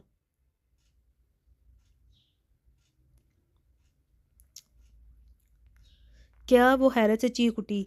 ज़किया बेगम ने भी हैरानगी से अरसलान की तरफ देखा था। उन्हें उसका बताया गया ये हाल बहुत माकूल महसूस हुआ था। हाँ, यही इस मसले का मुनासिब हाल है। तुम्हारा दिमाग तो ठिकाने पर है? रबिया ने कुसीले लहजे में कहते हुए उसे शोलाबार नज़रों से देखा। मेरा दिमाग तो ठिकाने पर है, अब तुम्हें ठिकाने पर लगाना है। अरसलान ने उसे देखते हुए मैंने खेज बात की। ए मिस्टर, तमीज़ से कुछ भी कहे चले जा रहे हो तुम? रबिया ने उंगली उठाकर उसे देखते हुए स्पाट लहजे में तड़ताड़ा। अरसलान से ही कह रहा है, यही इस मसले का हल है। ज़किया बेगम ने खोए खोए और थके हुए लहजे में कहा। अम्मा, आप भी आज जो भी हुआ उसके बाद ये लोग तुम्हारे किरदार पे उंगलियां ही उठाएंगे, क्योंकि उनकी ज़हनियत ही ऐसी गिरी हुई है। इसलिए बेहतर है कि तुम्हारा निकाह कर दिया जाए। अच्छा, और किससे होगा मेरा ये निकाह? मुझसे, अरसलान ने फ़ौरन जवाब दिया तो वो यूं उछली जैसे किसी बिच्छू ने डंक मारा हो। जबकि ज़किया बेगम तो इस हाल पर मारे खुशी की अबदीदा हो गई। उन्हें डॉक्टर अरसलान अहमद शुरू से ही अपना अपना और अच्छा इंसान लगा था। वो उनके इस मुश्किल वक्त में उनका साथ निभा रहा था, तो वो खुशगवार हैरत में मुब्तला हो रही थी। न जाने क्या सोचकर वो बरामदे में चली गई। तुम क्यों ये मेहरबानी करने चले हो? रबिया ने उसे घूरते हुए सवाल किया। तुम्हें एक मर्द का तहफ़्फ़ुज़ चाहिए और मुझे मेरी मोहब्बत चाहिए, और शादी तो मुझे तुमसे ही करनी थी। हालात ने भी ऐसा करने पर मजबूर कर दिया है, और शादी तो तुमने भी एक दिन करनी ही है ना, तो मुझसे क्यों नहीं? कसम से दिलो जान से इस रिश्ते को निभाऊंगा। ये सब जो हुआ है मेरी यहाँ मौजूदगी से हुआ है ना, तुम्हें हुआ है ना। मैं अपने तुम्हारे घर मौजूदगी को एक मोतबर नाम देना चाहता हूँ। यकीन करो, तुम पे किसी की मैली निगाह नहीं पड़ने दूंगा। ये तुम्हारी इज्जत का सवाल है रबिया, और मैं ये बात बर्दाश्त नहीं कर सकता कि तुम पर कोई उंगली उठाए, तुम्हें बदनाम करने की कोशिश करे, या तुम्हारे किरदार को दागदार करने की जुर्रत करे। इसलिए तुम्हारा मेरे साथ निकाह होना ज़रूरी है। अरसलान ने उसके करीब आकर मध्यम आवाज़ और नरम लहजे में समझाया, तो उसकी बात को समझते हुए ज़रा संजीदा लहजे में बोली। ज़रा सी बेवकूफ़ी और गलती की इतनी बड़ी सज़ा। उफ़, कुदरत के हर काम में कोई मकसद छुपा होता है। समझने की कोशिश करो, हम कामनामा दिखाकर मोहल्ले वालों का मुँह बंद कर सकते हैं। अरसलान ने उसे रसा से समझाया। ठीक है, सिर्फ़ मजबूरी की वजह से, मोहब्बत की वजह से नहीं। रबिया हार मानते हुए स्पार्ट लेजे में बोली। इंशाल्लाह एक दिन आएगा जब तुम मुझे अपनाओगी, मोहब्बत की वजह से, मजबूरी की वजह से नहीं, वो यकीन से बोला। सोच है तुम्हारी, कसम से, अरसलान ने उसकी आंखों में देखते पुरयकीन लहजे में कहा। कस्में सिर्फ खाने के लिए होती हैं, निभाने के लिए नहीं होती, रबिया ने तंज से कहा। लेकिन मैं तुम्हें हमेशा बहुत खुश रखूंगा, कसम से, और मैं अपनी एक कसम निभाऊंगा, तुम्हारे सर की कसम। अरसलान ने उसे देखते हुए दिल से कहा। मेरे सर की कसम ना खाओ, इसमें पहले ही दर्द रहता है। ओहो, एक तो तुम खुद शायरी जैसी इस पे शायरी भी करती हो। अरसलान ने मुस्कुराते हुए शौक लहजे में कहा। शट अप, वो तेज़ी से बोलती बाहर की जानिब बढ़ गई। वो भी हंसता हुआ उसके पीछे आया था। अम्मा कहाँ हैं आप, क्या हुआ? ज़किया बेगम किसी से मोबाइल पर बात कर रही थी, उसे खुदा हाफिज़ कहकर रबिया से मुखातिब हुई। आप इस वक्त फ़ोन पर किससे बात कर रही थी? रबिया ने तखय्युर अमेज़ नज़रों से उन्हें देखते हुए पूछा। मौलवी साहब से बात कर रही थी, सुबह फजर की नमाज के फ़ौरन बाद तुम दोनों का निकाह होगा मस्जिद में। ज़किया बेगम ने उन दोनों को देखते हुए बताया। और इस निकाह में गवाह कौन होंगे? ये मोहल्ले वाले जिन्होंने मुझ पर इल्ज़ाम धरा है? हरगिज़ नहीं, माशाअल्लाह मौलवी साहब के अपने 4 बेटे हैं और चारों बालिग हैं, वही गवाह होंगे इस निकाह के। तुम अब जाके सो जाओ, सहरी का वक्त हो जाए कुछ देर में, फिर मस्जिद भी जाना है, सारी तैयारी करनी है, ज़्यादा वक्त नहीं है हमारे पास। ज़किया बेगम ने कमरे में आते हुए कहा तो वो भी उनके पीछे चले आए थे दोनों। रबिया मचल कर बोली, अम्मा हथेली पे सरसों जमाने की क्या ज़रूरी है? ज़रूरत है बेटा, तो ठीक है, निकाह ही होना है ना, सादगी से, फिर तैयारी की क्या ज़रूरत है? रोज़े में कुछ छुआरे तो खाएगा नहीं, शाम में हलवा या ज़र्दा बनाकर मौलवी साहब के घर भेज देंगे। रबिया ने तेज़ी से कहा तो वो हंस पड़ी। अरसलान अहमद भी इसे देखते हुए मुस्कुरा रहा था। हंस क्यों रही हैं आप? क्योंकि मेरी बेटी बड़ी समझदारी की बातें कर रही है। तो समझदारी की एक और बात कहूँ अम्मा? रबिया ने संजीदगी से कहा। हाँ बोल, ज़किया बेगम ने सूटकेस खेलते हुए कहा तो वो नहायत संजीदगी से गोया हुई। अम्मा, इस डॉक्टर के माँ बाप निकाह में ना तो शरीक होंगे और ना ही उन्हें अपने बेटे के निकाह का इल्म है।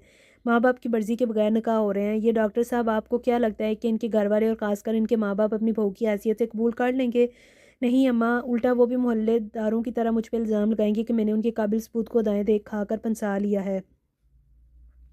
तो इसमें गलत क्या है? पंसाया नहीं है क्या तुमने मुझे? अरसलान ने शौक नज़रों से उसे देखते हुए आहिस्तगी से कहा। ज़किया बेगम सूट केस में जाने क्या तलाश कर रही थी, उसकी बात उनके कानों तक नहीं पहुंच सकी थी। शट अप, तुम भी मोहल्ले वालों की ज़ुबान बोल रहे हो ना। चले जाओ यहाँ से, नहीं करना मुझे तुमसे निकाह, फिर जो होगा देखा जाएगा। डरती नहीं हूँ मैं मोहल्ले वालों से, यहीं पैदा हुई हूँ, इसी मोहल्ले की गलियों में पली बड़ी हूँ, किसी को कैसे हैंडल करना है अच्छी तरह से जानती हूँ मैं। रबिया गुस्सीले लहजे में बोलती चली गई। ज़किया बेगम हवास बाख्ता सी से तकने लगी। अरसलान एक शौक जुमला बोलकर शर्मसार हो गया था। मैं तो मजाक कर रहा था, कसम से एकदम लाल मिर्च हो तुम। खाला संभालें अपनी बेटी को, मैं तो चला। कहाँ जा रहे हो बेटा? ज़किया बेगम परेशान और हरासा से पूछने लगी। ऊपर अपने कमरे में जा रहा हूँ खाला। खाला जान परेशान मत हो, इस लाल मिर्च से शादी मैं ही करूँगा। अब आप आइए, मुझे आपसे ज़रूरी बात करनी है। अरसलान ने उन्हें तसल्ली देते हुए कहा तो ज़किया बेगम फिक्रमंद सी उसके साथ चली गई। पता नहीं अब ये डॉक्टर अम्मा को क्या पट्टियाँ पढ़ाएगा। अल्लाह जी खैर करना प्लीज़, रबिया ने बावाज़ कहा और अपने कमरे में सोने के ख्याल से आ गई। मगर आज की नींद कहाँ आई थी।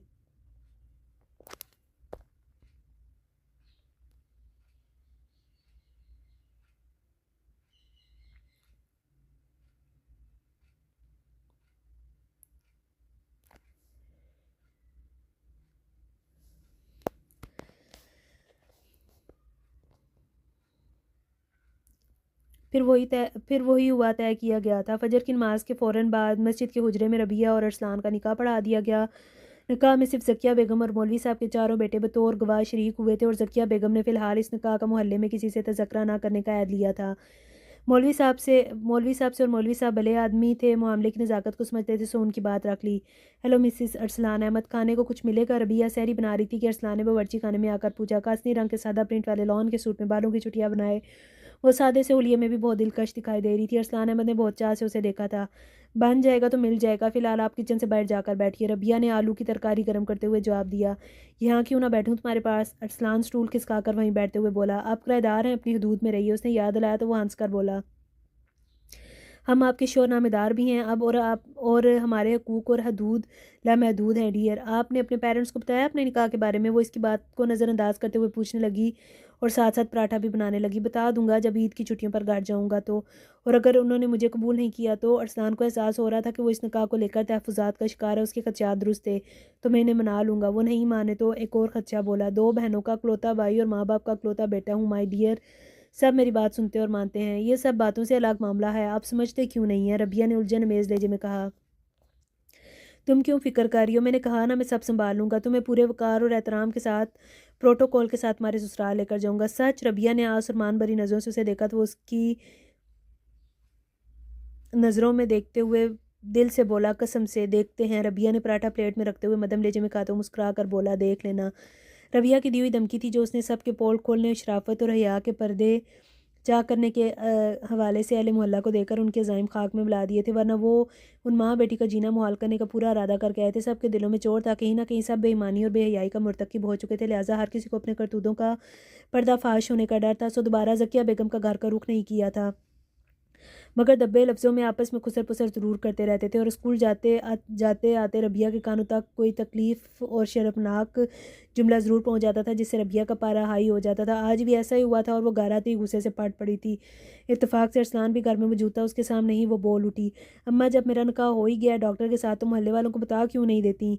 ये रोज़ रोज़ जो उनकी ज़ुबानें जहर उगलती हैं, आंखें तंज और मस्कुट से मुझे देखती हैं, उससे तो निजात मिलेगी मुझे। अरसलान के माँ बाप आ जाएंगे तो हम सबको बता देंगे, चंद दिन की बात है, थोड़ा सब्र कर ले मेरी बच्ची। ज़किया बेगम ने उसे देखते हुए नरमी से समझाया। तो अम्मा आपको भी ये खौफ लाक है ना कि अरसलान के माँ बाप ने इस निकाह को कबूल नहीं किया तो आपकी बेटी को तलाक हो जाएगी और फिर आप पहले मोहल्ला को क्या बताएंगी कि आपकी बेटी की अगर शादी हुई थी डॉक्टर अरसलान के साथ, वो इसे छोड़ क्यों गया? रबिया ज़किया बेगम ने उसके गुस्से और इस कदर तलख तजिए पर ज़किया बेगम उसके गुस्से और इस कदर तलख तजिए पर होला सी गई थी।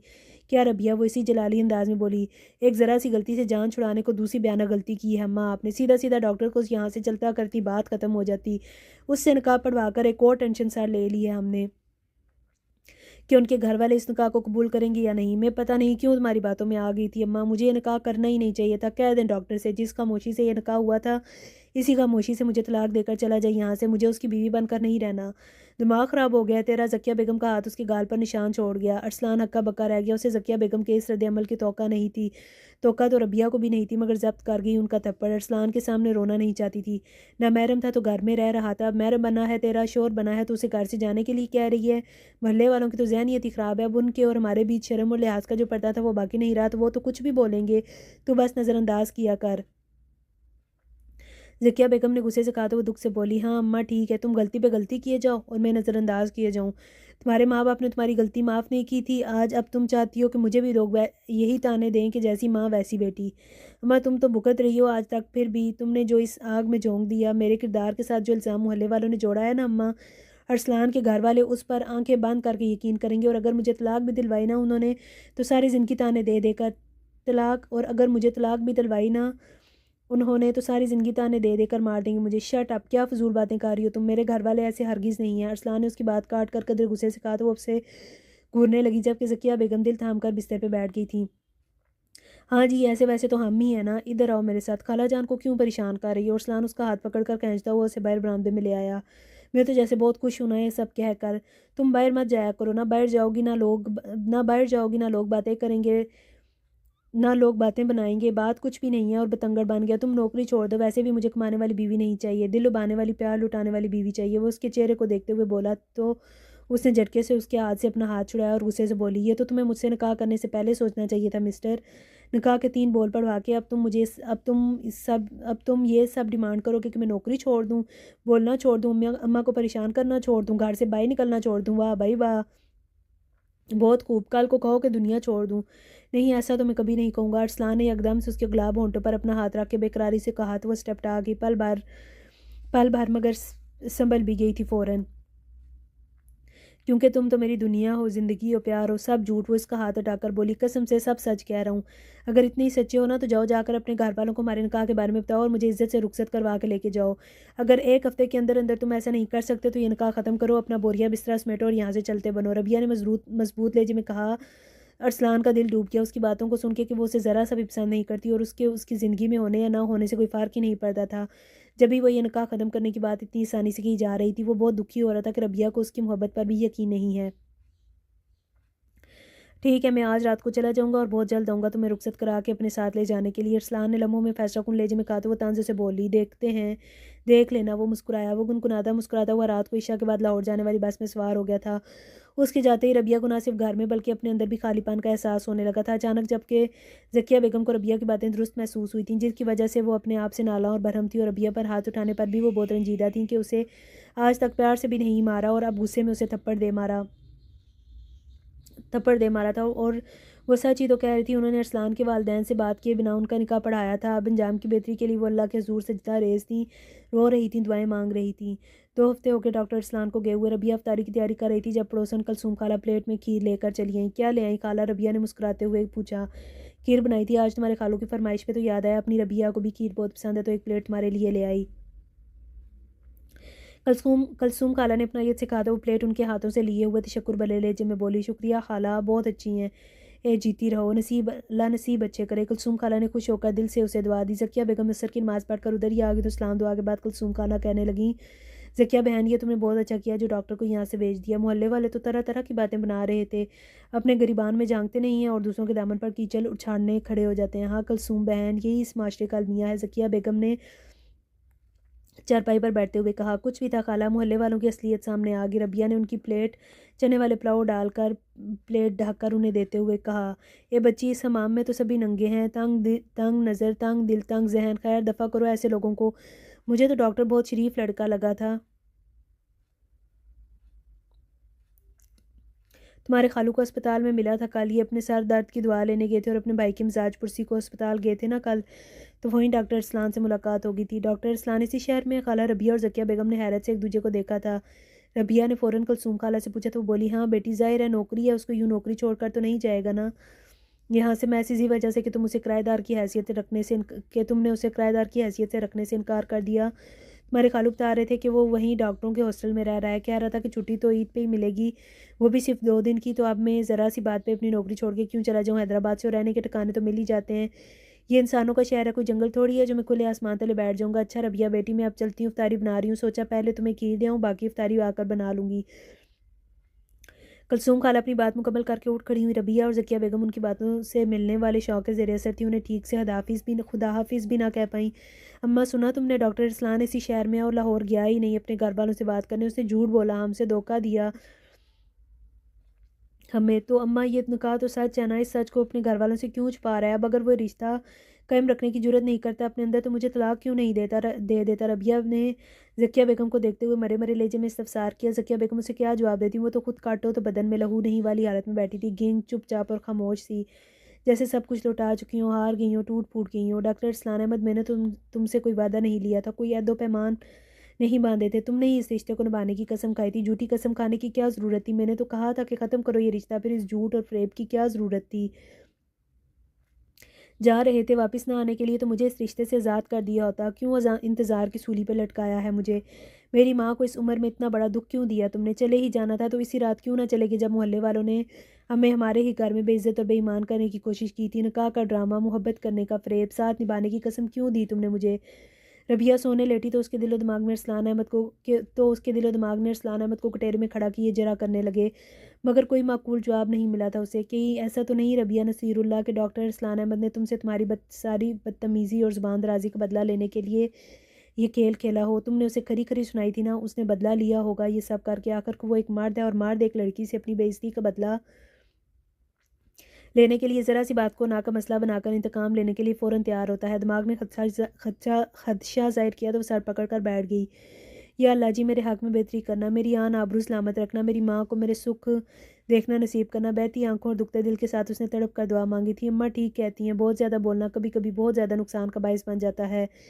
ज़ुबान की तेज़ी आन की तंजली का सबब बन जाया करती है। वो बावाज़ बोली और आंसू साफ करने लगी कि अम्मा की आवाज़ आ रही थी, वो उसे सैरी के लिए बुला रही थी। कितना वक्त हो गया था उसे पता ही ना चला। वो खुद को नॉर्मल ज़ाहिर करती हुई ज़ाहिर करने चली गई। अम्मा उस डॉक्टर दामाद का अता पता टेलीफोन नंबर कुछ भी नहीं लिया तुमने और अपनी इकलौती बेटी उसके नाम लिखवा दी। अगले दिन रबिया ने ज़किया बेगम को सिलाई करते देखते कहा तो वो एक लम्हे के लिए रुक गई और फिर दोबारा से कपड़े में सिलाई करने लगी। मिसेस करमानी के यहाँ कपड़े देने जाएंगे तो उनसे अपने दामाद का पता मालूम कर लीजिएगा या फिर अस्पताल जाकर मालूम करें कि मसूफ़ कहाँ रहते हैं। असल में पकड़ें उसे और यह निकाह का किस्सा तमाम कराएं। रबिया ने उन्हें देखते हुए कहा और अपने कमरे में चली गई। ज़किया बेगम की आंखें बेख्तियार छलक पड़ी। ईद में सिर्फ 2 दिन बाकी थे और नसीरुल्लाह मरहूम के घर में सोग तारी था। ज़किया बेगम को तो जैसे चुप लग गई थी और वो मिसिस करमानी से और रसलान अहमद के अस्पताल दोनों जगहों से मायूस लौटी थी। मिसिस करमानी डॉक्टर रसलान से कराची में मिली थी। एक बार अपना चेकअप करवाया तो बस इसी वास्ते से जानती थी। अस्पताल वालों ने कह दिया कि वो यहाँ काम ही नहीं करते। रबिया भी उनके साथ गई थी। ये सुनकर तो उसके पैरों तले से ज़मीन ही निकल गई थी, मगर माँ का चेहरा देख कर उसे कुछ भी कहने की हिम्मत न हुई। कल तक तो वो अस्पताल में था, आज कह रहे हैं कि यहाँ काम ही नहीं करता। वाह, मैं कह दे रही हूँ अम्मा, तुम्हारा दामाद कोई गेम खेल रहा है हमारे साथ ईद तक। अगर वो नहीं आया ना तो देखना मैं उसकी कैसे बैंड बजाती हूँ। आप ही दौड़ा चलाएगा। ऐसा क्या करेगी तू?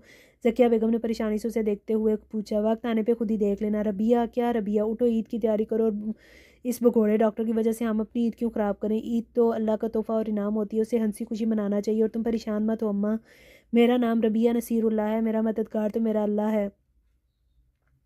अल्लाह के होते हुए कोई मेरा बाल भी भीगा नहीं कर सकता। इंशाल्लाह सब बहुत अच्छा होगा। चलो अब बिस्तरों और सोफ़ों के नए कवर्स निकालो, तब तक मैं घर धो लूँ। ईद के मौके पर घर को साफ़ सुथरा होना चाहिए। रबिया तेज़ी से बोलती हुई सैन में लगे नल से पानी का पाइप जोड़ चुकी थी और वो झाड़ू उठाने घर का फर्श धोने को तैयार थी। ज़किया बेगम ने दुख और मोहब्बत से उसे देखा। जाने उन्हें ऐसा क्यों लगा कि वो उन्हें खुश करने के लिए उनके सामने खुद को खुश और परेशानी से लापरवाह ज़ाहिर करने के लिए ऐसा कर रही है। बहरहाल जो भी था, दिल के बहलाने को ये ख्याल अच्छा था। आज चाँद रात थी। मसाजिद में नमाज ईद के औकात का ऐलान किया जा रहा था। वो चाँद नज़र आने की नवीद सुनाई जा रही थी। हाला कलसूम अपनी बेटी मदीहा के साथ ज़किया बेगम और रबिया को चाँद की मुबारकबाद देने चली गईं। मासी रहमतें भी मुबारकबाद के साथ खीर देकर गईं। ज़किया बेगम शीर खुरमा तैयार करने लगी और रबिया मदीहा के साथ बैठकर अपने हाथों पर मेहंदी लगाने लगी। देखना, इस ईद पर तुम्हारे हाथों पर मेरे नाम की मेहंदी लगेगी। डॉक्टर अरसलान अहमद का जाने से पहले कहा गया जुमला उसे याद आया तो बेख्तियार बोली, झूठा, कसम से। करीब ही उसके कानों में सरगोशी हुई तो वो चौंक कर इधर उधर देखने लगी। क्या हुआ? मदीहा ने मेहंदी लगाते हुए उससे पूछा। वहम हुआ था, तुम मेहंदी लगाओ ना। उसने मुस्कुराते हुए टाला था और दिल की बेचैनियों पे हैरान होते हुए अपना ध्यान अरसलान अहमद से हटाकर मेहंदी के डिज़ाइन पर मरकूज़ किया था। आज ईद थी और ज़किया बेगम ने मोहल्ले वालों के सलूक के बावजूद सबके घरों में सवैयाँ भेजी थी और ईद मिलने के लिए घर आने वालों की खातिर तवाज़ा के लिए शीर कौरमा रखा था। मोहल्ले की बच्चियाँ भी ईद मिलने घर आई थी।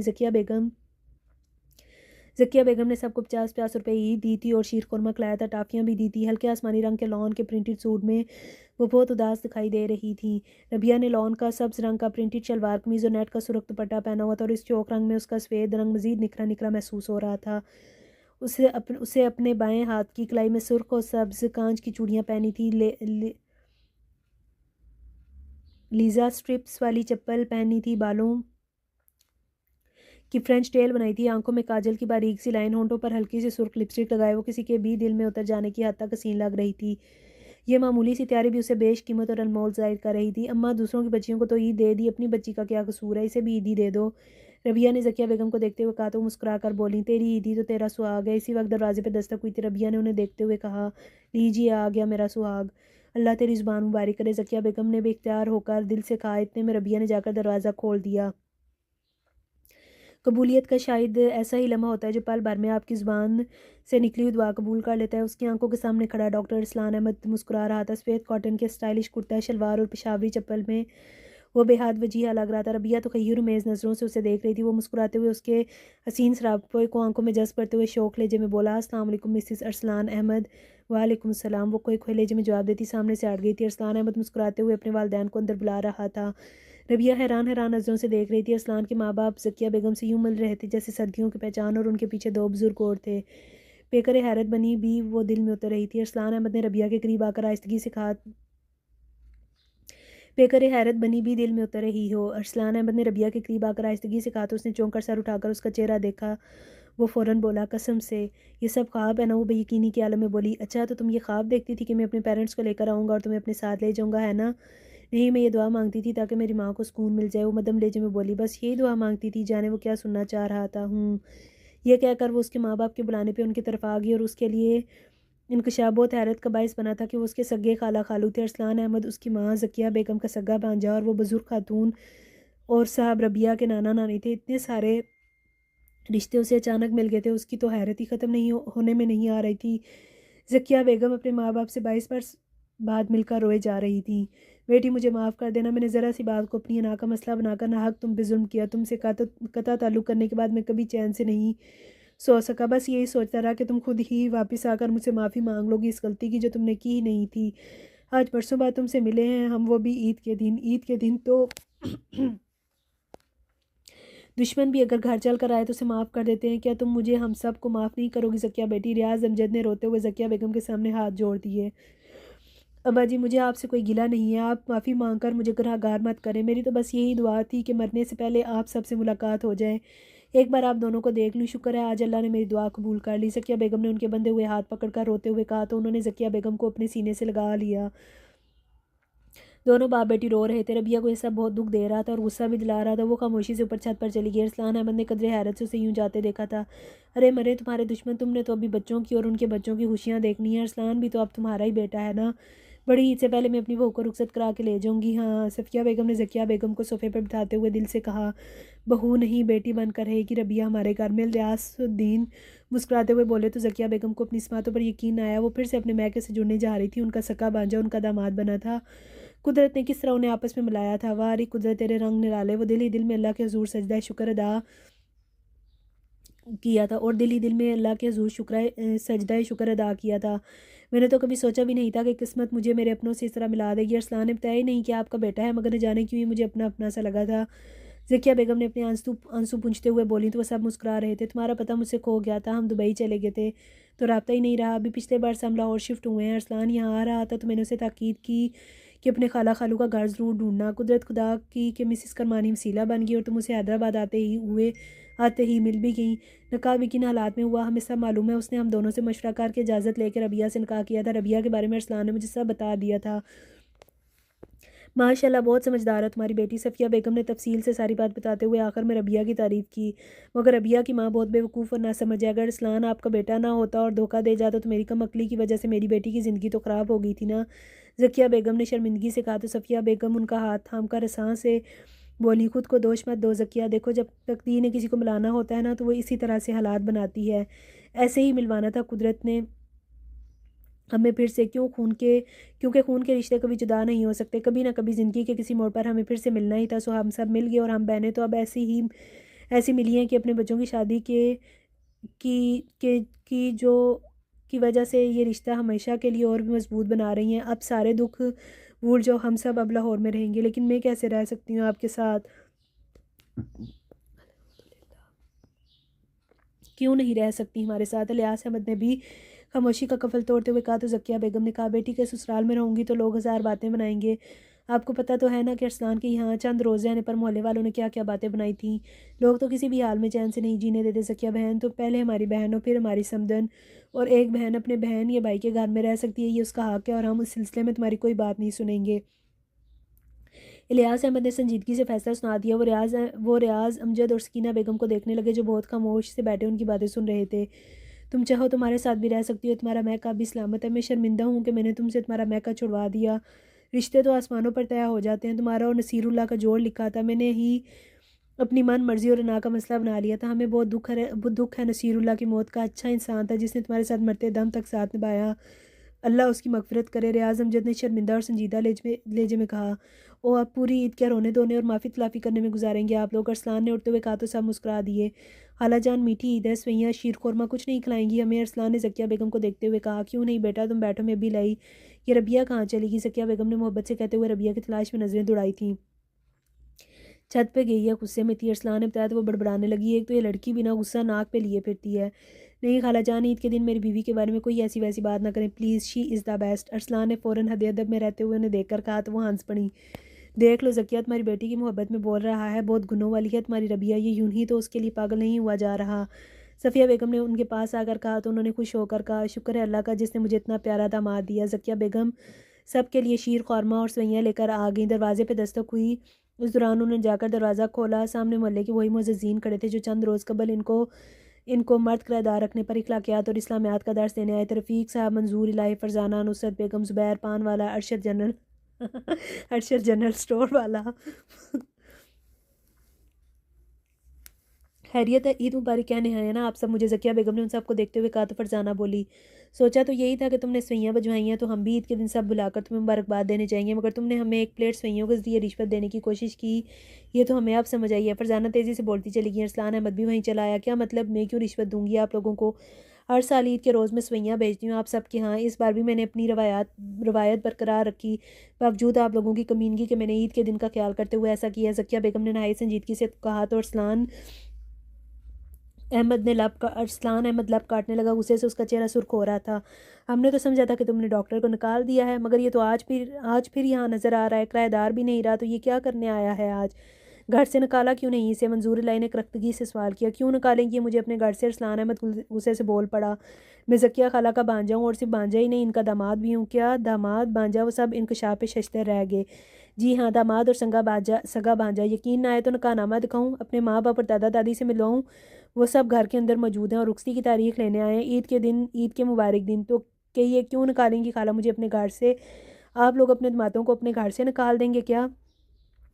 अपने सगे भांजों को चंद दिन अपने घर में मान बनाकर नहीं रखते क्या आप लोग? बदगुमानी और शक की ऐनक उतार कर देखना सीखें। ऐसा ना हो कि आप सबके ढके पोल खुल जाएं, क्योंकि अल्लाह ताला को हरगिज़ पसंद नहीं कि किसी मासूम की किरदार कशी करना, उस पर इल्ज़ाम या तोहमत लगाना। रमज़ान के बाबरकत और रहमत वाले महीने में भी आप लोग अपने अंदर के शैतान को नहीं मार सके तो आप खुद ही सोचें कि आप सब ईमान के कौन से दर्जे पे फायज़ हैं और आपके रोज़े नमाजें किस दर्जे में शुमार की जाएंगी? कबूलियत का दर्जा पा सकेंगी या दर्द या रद्द कर दी जाएंगी, आपके मुंह पे मार दी जाएंगी? ज़रा ईमानदारी से सोचिएगा। मुझे यकीन है कि कम से कम एक बार तो आपको आईने में अपनी शक्ल देखते हुए शर्म ज़रूर आएगी। अरसलान अहमद ने ठीक ठाक तकदीर झाड़ दी थी, उधर हकीकत इन सबको झाड़ दिया था। वो सब शर्मिंदा से अपना मुंह लेकर रह गए। अरसल बेटा किस पे गुस्सा हो रहे हो? इलियास अहमद की आवाज़ आई तो सब चौंके। अबू मोहल्ले वाले आए हैं ईद मिलने, इनका शुक्रिया अदा कर रहा हूँ। अरसलान ने वहीं खड़े खड़े जवाब दिया, आप लोग जाएं, रबिया के निकाह और रुखसती की तारीख मुकर्रर होने की मिठाई आपके घर पहुंच जाएगी। इस उम्मीद के साथ कि आप लोग रबिया को अपनी बेटी समझकर दुआएं देकर रुखसत करने आएंगे। ज़किया बेगम तहम्मुल का मुज़ाहरा करते हुए कहा तो फिर तो रफ़ीक साहब हजल से होकर बोले, हमें माफ़ कर दीजिएगा, हमने वाकई बहुत गुनाह किया। आप दोनों माँ बेटी को इस तरह से परेशान करके इल्ज़ाम देकर, जबकि रबिया बेटी इस मोहल्ले में पैदा हुई, हमारी आंखों के सामने पली बड़ी है। आपका और नसीर भाई का मरहूम का किरदार हमारे सामने आईने की तरह साफ था, फिर भी हम बहक गए। हम शर्मिंदा हैं, आपसे हो सके तो हमें माफ़ कर दीजिएगा। ये कहकर रफ़ीक साहब आगे बढ़ गए, एक एक करके बाकी सभी नज़रें चुराते हुए वहाँ से निकल गए। अरसलान दरवाज़ा बंद करके मुड़ा तो उसकी नज़र सीढ़ियों में खड़ी रबिया पे पड़ी। वो गुस्से में थी। उसके देखने पे तेज़ी से ऊपर चली गई। अरसलान ने ज़किया बेगम को देखते हुए शौक लहजे में कहा, खाला जान मैं ज़रा अपनी बीवी को मना लूँ, आप सबके साथ बातें करें। हाँ हाँ ज़रूर जाओ और इसे मनाकर नीचे ले आओ, खाना सब इकट्ठे खाएंगे। ज़किया बेगम कुछ देरी से हंस कर बोली। वो बहुत खुश थी कि अरसलान अहमद उनकी बेटी से बहुत प्यार करता है। रबिया गुस्से से कमरे में चक्कर लगा रही थी। अरसलान मुस्कुराते हुए कमरे में दाखिल हुआ और पूछने लगा, इतना गुस्सा क्यों आ रहा है तुम्हें? तो क्या प्यार आएगा? वो रुक कर उसके वजीहा चेहरे को देखते हुए तिंक कर बोली। उसने मुस्कुराते हुए कहा, हाँ आना तो प्यार ही चाहिए। क्यों, ऐसा कौन सा कारनामा सर अंजाम दिया है तुमने? अरे भाई, तुम्हारे सास ससुर को यहाँ लेकर आया हूँ, सबसे बढ़कर तुम्हारे ननियाल से तुम्हारा रिश्ता इस्तवार कराया है, तुम्हारे नाना नानी को लाया हूँ यहाँ। अरसलान अहमद ने उसके करीब आकर रुक कर उसे देखते हुए जता दिया, बहुत बड़ा एहसान किया है आपने, है ना? मैंने इस ननियाल को आज से पहले नहीं देखा था। मेरी माँ भी 22 बार से अपने मैके से दूर थी, ज़िंदगी तो उनकी भी गुजर गई अपने मैके के बगैर। मेरे लिए भी ननियाल सवालिया निशान ही रहा हमेशा। आज नाना जी को अपनी गलती का एहसास हो गया तो माफ़ी तलाफ़ी करने चले आए हैं। आप बताइए ना, कैसे करेंगे वो 20 वर्ष की तलाफ़ी जो उन्होंने अपनी सगी बेटी से ताल्लुक़ ख़त्म करके उन्हें दुनिया में अकेला करके अपनी नाक़िज़ों में गुजार दिए। आई नो रबिया, तुम सही कह रही हो, गए बर्ड्स वापस नहीं लाया जा सकते, लेकिन आने वाले बर्ड्स तो अच्छे और खूबसूरत बनाए जा सकते हैं ना। और खाला जान ने उन्हें माफ़ कर दिया है ना, ईद के दिन नाराज़ नहीं होते। प्यारी, वैसे भी वो कहते हैं ना, सुबह का भोला अगर शाम को घर आ जाए तो उसे भोला नहीं कहते हैं, तो क्या कहते हैं? नाना जी कहते हैं। अरसलान अहमद ने मुस्कुराते हुए कहा तो वो बेख्तियार मुस्कुराने लगी। शुक्र है मुस्कुराई तो। आप तो बात मत करें मुझसे झूठे कहीं के। वो नाराज़ लहजे में बोलती रुख फेर गई। उसकी यह नाराज़गी भी अरसलान को तड़पा रही थी। हाय हाय, मैंने क्या झूठ बोला है, बताओ तो सही। यहाँ से आप लाहौर का कहकर गए थे और इतने दिन से इधर ही थे हॉस्टल में। अम्मा कितनी परेशान थी आपकी खामोशी से, कुछ एहसास है आपको? रबिया ने रोहानसी होकर कहा तो वो अजल सा हो गया। आई एम सॉरी रबिया, जो आपका मामला था जानी, ऐसे कैसे एकदम से चला जाता, छुट्टी भी नहीं मिल रही थी। जब छुट्टी मिल गई तो घर वालों को लेकर आ गया, और खाला जान को मैंने 3-4 दिन पहले फ़ोन करके बता दिया था कि मैं ईद पर आपसे मिलने आऊँगा, इसलिए उनकी परेशानी कम हो गई थी। अम्मा ने मुझे तो नहीं बताया था कि बताया था आपके फ़ोन का। रबिया ने हैरानगी से उसे देखते हुए कहा, उन्हें मैंने ही मना किया था कि तुम्हें ना बताएं। क्यों, बहुत मज़ा आता है ना तुम्हें मुझे यूँ परेशान करके? रबिया खफा खफा लहजे में बोलती, उसके दिल पर बिजलियाँ बिजलियाँ गिरा रही थी। तुम वाकई मेरे लिए परेशान थी? अरसलान ने उसकी आंखों में झांकते हुए पूछा। तो एक बार उसका दिल बहुत ज़ोर का धड़का। वो घबरा कर नजरें चुरा गई, चेहरा दमक उठा। जी नहीं, मैं सिर्फ इसलिए परेशान थी कि एक अनजान आदमी के साथ मेरा निकाह करा दिया। अम्मा ने उसका कोई अता पता भी मालूम नहीं है। अगर वो नहीं आया तो मैं क्या सारी ज़िंदगी उसका इंतज़ार करती रहूँगी? वो संजीदगी से ईमानदारी से बोली। तो अब शुक्राने की नफल अदा करो कि वो आदमी आ गया तुम्हें लेने के लिए। मगर क्या? रबिया ने उसके चेहरे को सवालिया नज़रों से देखा। मगर ये कि तुम्हें तो मुझसे प्यार ही नहीं है। तुम्हें तो प्यार है ना मुझसे? रबिया ने पूछा। वो भी अब उसकी चालाकी समझ रही थी कि अब वो उसे तंग कर रहा है। हाँ, बहुत प्यार है तुमसे। बस फिर गुजारा हो जाएगा। वो मुस्कुराते हुए लापरवाह अंदाज में बोली। क्या मतलब? तुम मुझसे प्यार नहीं करोगी? अरसलान ने उसकी सूरत को बेकरारी से देखते हुए पूछा। मैं तुम जैसे कंजूस आदमी से प्यार नहीं कर सकती, जिसने ना तो अभी तक मुझे मुंह दिखाई का तोहफा दिया है, ना ही ईदी दी है। वो इतरा कर बड़ी अदा से कहते हुए उसकी बेकरारियों और बेताबियों में इजाफा कर रही थी। बस इतनी सी बात वो हंस कर बोला। आपकी ये ख्वाहिश हम अभी पूरी किए देते हैं, लेकिन उसके लिए आपको पहले हमसे ईद मिलना होगी। क्या? वो सटपटाई। हाँ। वो मुस्कुराता हुआ उसके करीब हुआ। हाँ तो यूँ कहिए ना कि ईदी नहीं देनी, शर्तें लगा रहे हैं तो आपको गले लगा लें, इजाज़त है ना? शर्ट आप। वो बुरी तरह सटपटाई थी और पीछे हटते हटते दीवार से जा लगी थी। अरसलान अहमद ने उसके दाएं बाएं अपने दोनों हाथ रख के उसके फ़रार की राहें मजदूर कर दी थी। दोनों को ऐसा ही एक मंजर एक साथ याद आया था, मगर तब में और अब में फ़र्क था। कुछ याद आया? अरसलान उसकी हालत से खिज़ उठाते हुए मुस्कुराते हुए पूछ रहा था। प्लीज़ जाने दे मुझे। वो मिनमनाई।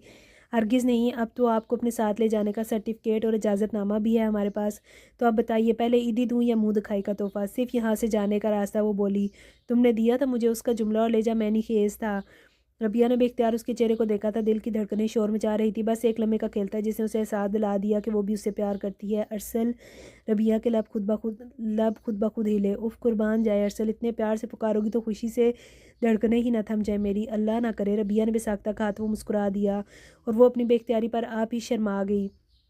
अरसलान अहमद तो दीवाना हो गया उसकी सदा पर। उसके चेहरे पर बेख्तियार अपनी मोहब्बतों के गुल खिला दिए। उसकी रूह तक में उन फूलों की महक सरायत करती चली गई। चेहरा सुर गुलाब हो रहा था। ये इस प्यार का जवाब है जो तुम मुझसे करती हो? वो आहिस्तगी से बोला तो वो शर्मगीन लहजे में बोली। मैं तो नहीं करती। मान लोगी तो फ़ायदे में रहोगी, नहीं तो यहीं खड़ी रहोगी। जाने नहीं दूंगा। सब आ जाएंगे यहाँ तो सबके सामने इकरार करवाऊंगा। देख लेना, तुम मैं जो कहता हूँ वही करता हूँ। अंदाज़ा तो हो गया होगा तुमको। वो मुस्कुराते हुए उसके चेहरे को करीब से देखते हुए शरारत से कहता उसके ओसान ख़ता कर रहा था। ये गलत है। वो बोली। कैसे? अपनी बीवी से प्यार की ख्वाहिश रखना गलत कैसे हो गया? कोई आ जाएगा। आने दो। वो लापरवाही से बोला। आप बहुत बुरे हैं। रबिया ने खफगी से कहा। इतने दिनों की परेशानी, गुस्सा और बेबसी से जब्त की आंसू अब बहने के लिए पर तोड़ रहे थे और वो उसके चेहरे के हर जाविये, हर रंग, हर तासुर को करीब से देख रहा था, महसूस कर रहा था, समझ रहा था। कसम से वो बोला तो उसकी आंखों से आंसू बहने लगे। इतने दिनों से बांधे बंद आज टूट गए थे। अरे अरे कम ऑन रबिया, प्लीज़ रो नहीं। तुम तो लड़ती झगड़ती हंसती बोलती ही अच्छी लगती हो। रो नहीं। मेरे दिल को कुछ हो रहा है यार। I am sorry. मैंने तुम्हें परेशान किया। इतने दिन कोई खबर नहीं ली तुम्हारी। मुझे ऐसा नहीं करना चाहिए था। मुझे समझना चाहिए था कि तुम बहरहाल एक लड़की हो और ऐसे एहसास मामले में तुम्हारी क्या हालत होगी। आई प्रॉमिस है कभी ऐसी गलती नहीं होगी, क्योंकि तुम ज़िंदगी हो मेरी और मैं अपनी ज़िंदगी को हंसते मुस्कुराते देखना चाहता हूँ। अरसलान ने बेकरार होकर तड़प कर उसके आंसू साफ करते हुए दिल से यकीन दिलाते हुए कहा। रबिया के लिए यह एहसास भी खुशकुन था कि वो उसके आंसुओं का सबब जानता था। उसकी परेशानी का एहसास करते हुए अपनी बेनियाजी की माफ़ी मांग रहा था। आने वाले दिनों की बेहतरी की नवीद दे रहा था। उसे यकीन हो चला था कि डॉक्टर अरसलान अहमद उसके लिए बेहतरीन शरीक हयात साबित होगा। इंशाल्लाह। वो दिल से खुश और मुतमिन हो गई थी इस लम्हे में भी। रबिया ने दिल से कहा। चल झूठी। अरसलान ने उसे घूरा। कसम से। वो शर्मीलेपन से मुस्कुराते हुए अपनी मोहब्बत का इकरार कर रही थी। उसके दिल पर कोसों कज़ा के रंग बिखरा रही थी। रबिया अरसलान को समझ नहीं आ रही थी कि वो अपनी खुशी का इजहार कैसे करे। उसने रबिया का हाथ पकड़कर अपने सीने पर रखकर उसके चेहरे को देखा तो वो शर्मा गई। थैंक यू इतनी खूबसूरत ईदी के लिए। और मेरी ईदी? उसने इस्तफसार किया। अभी लीजिए अपनी ईदी। अरसलान ने अपना दायां हाथ कुर्ते की जेब में डाला। कंगन उसके हाथ में थे, सोने के दोनों कंगन अरसलान ने रबिया की खाली कलाई में पहना दिए। Thank you so much. Eid मुबारक। रबिया अरसलान की मोहब्बत के इस कदर कीमती तोहफे को पाकर खुद को मुतबर महसूस कर रही थी और बेख्तियार ही उसके सीने से लग गई थी। खुशी से अश्क बार हो रही थी। अरसलान उसकी इस मोहब्बत पर झूम उठा। उसकी मासूमियत पर निसार हो गया। ईद मुबारक मेरी जान, बहुत बहुत ईद मुबारक हो तुम्हें भी। I am so happy and I really love you Rabia, love you so much. मैं भी। रबिया ने दिल से कहा तो वो उसे शानों से पकड़कर अपने सामने करते हुए उसके चेहरे को देखते हुए बोला, सच? कसम से, रबिया ने मुस्कुराते हुए शर्मीलेपन से कहा। और फिर वो दोनों मोहब्बत और मुसरत से एक दूसरे को देखते हुए हंसने लगे। ईद की ये सातें आने वाली सातों में ईद जैसी खुशियाँ लाने की नवीद सुना रही थी, और वो दोनों एक दूसरे का हाथ थामे अपने बड़ों से ईदी वसूल करने और दुआएं लेने जा रहे थे। ईद का दिन उनके संग मुस्कुरा रहा था। तो व्यूवर्स, ये था हमारा आज का नावल। उम्मीद करती हूँ कि आप लोगों को पसंद आया होगा। मुझे तो बहुत पसंद आया है। अल्लाह हाफिज़।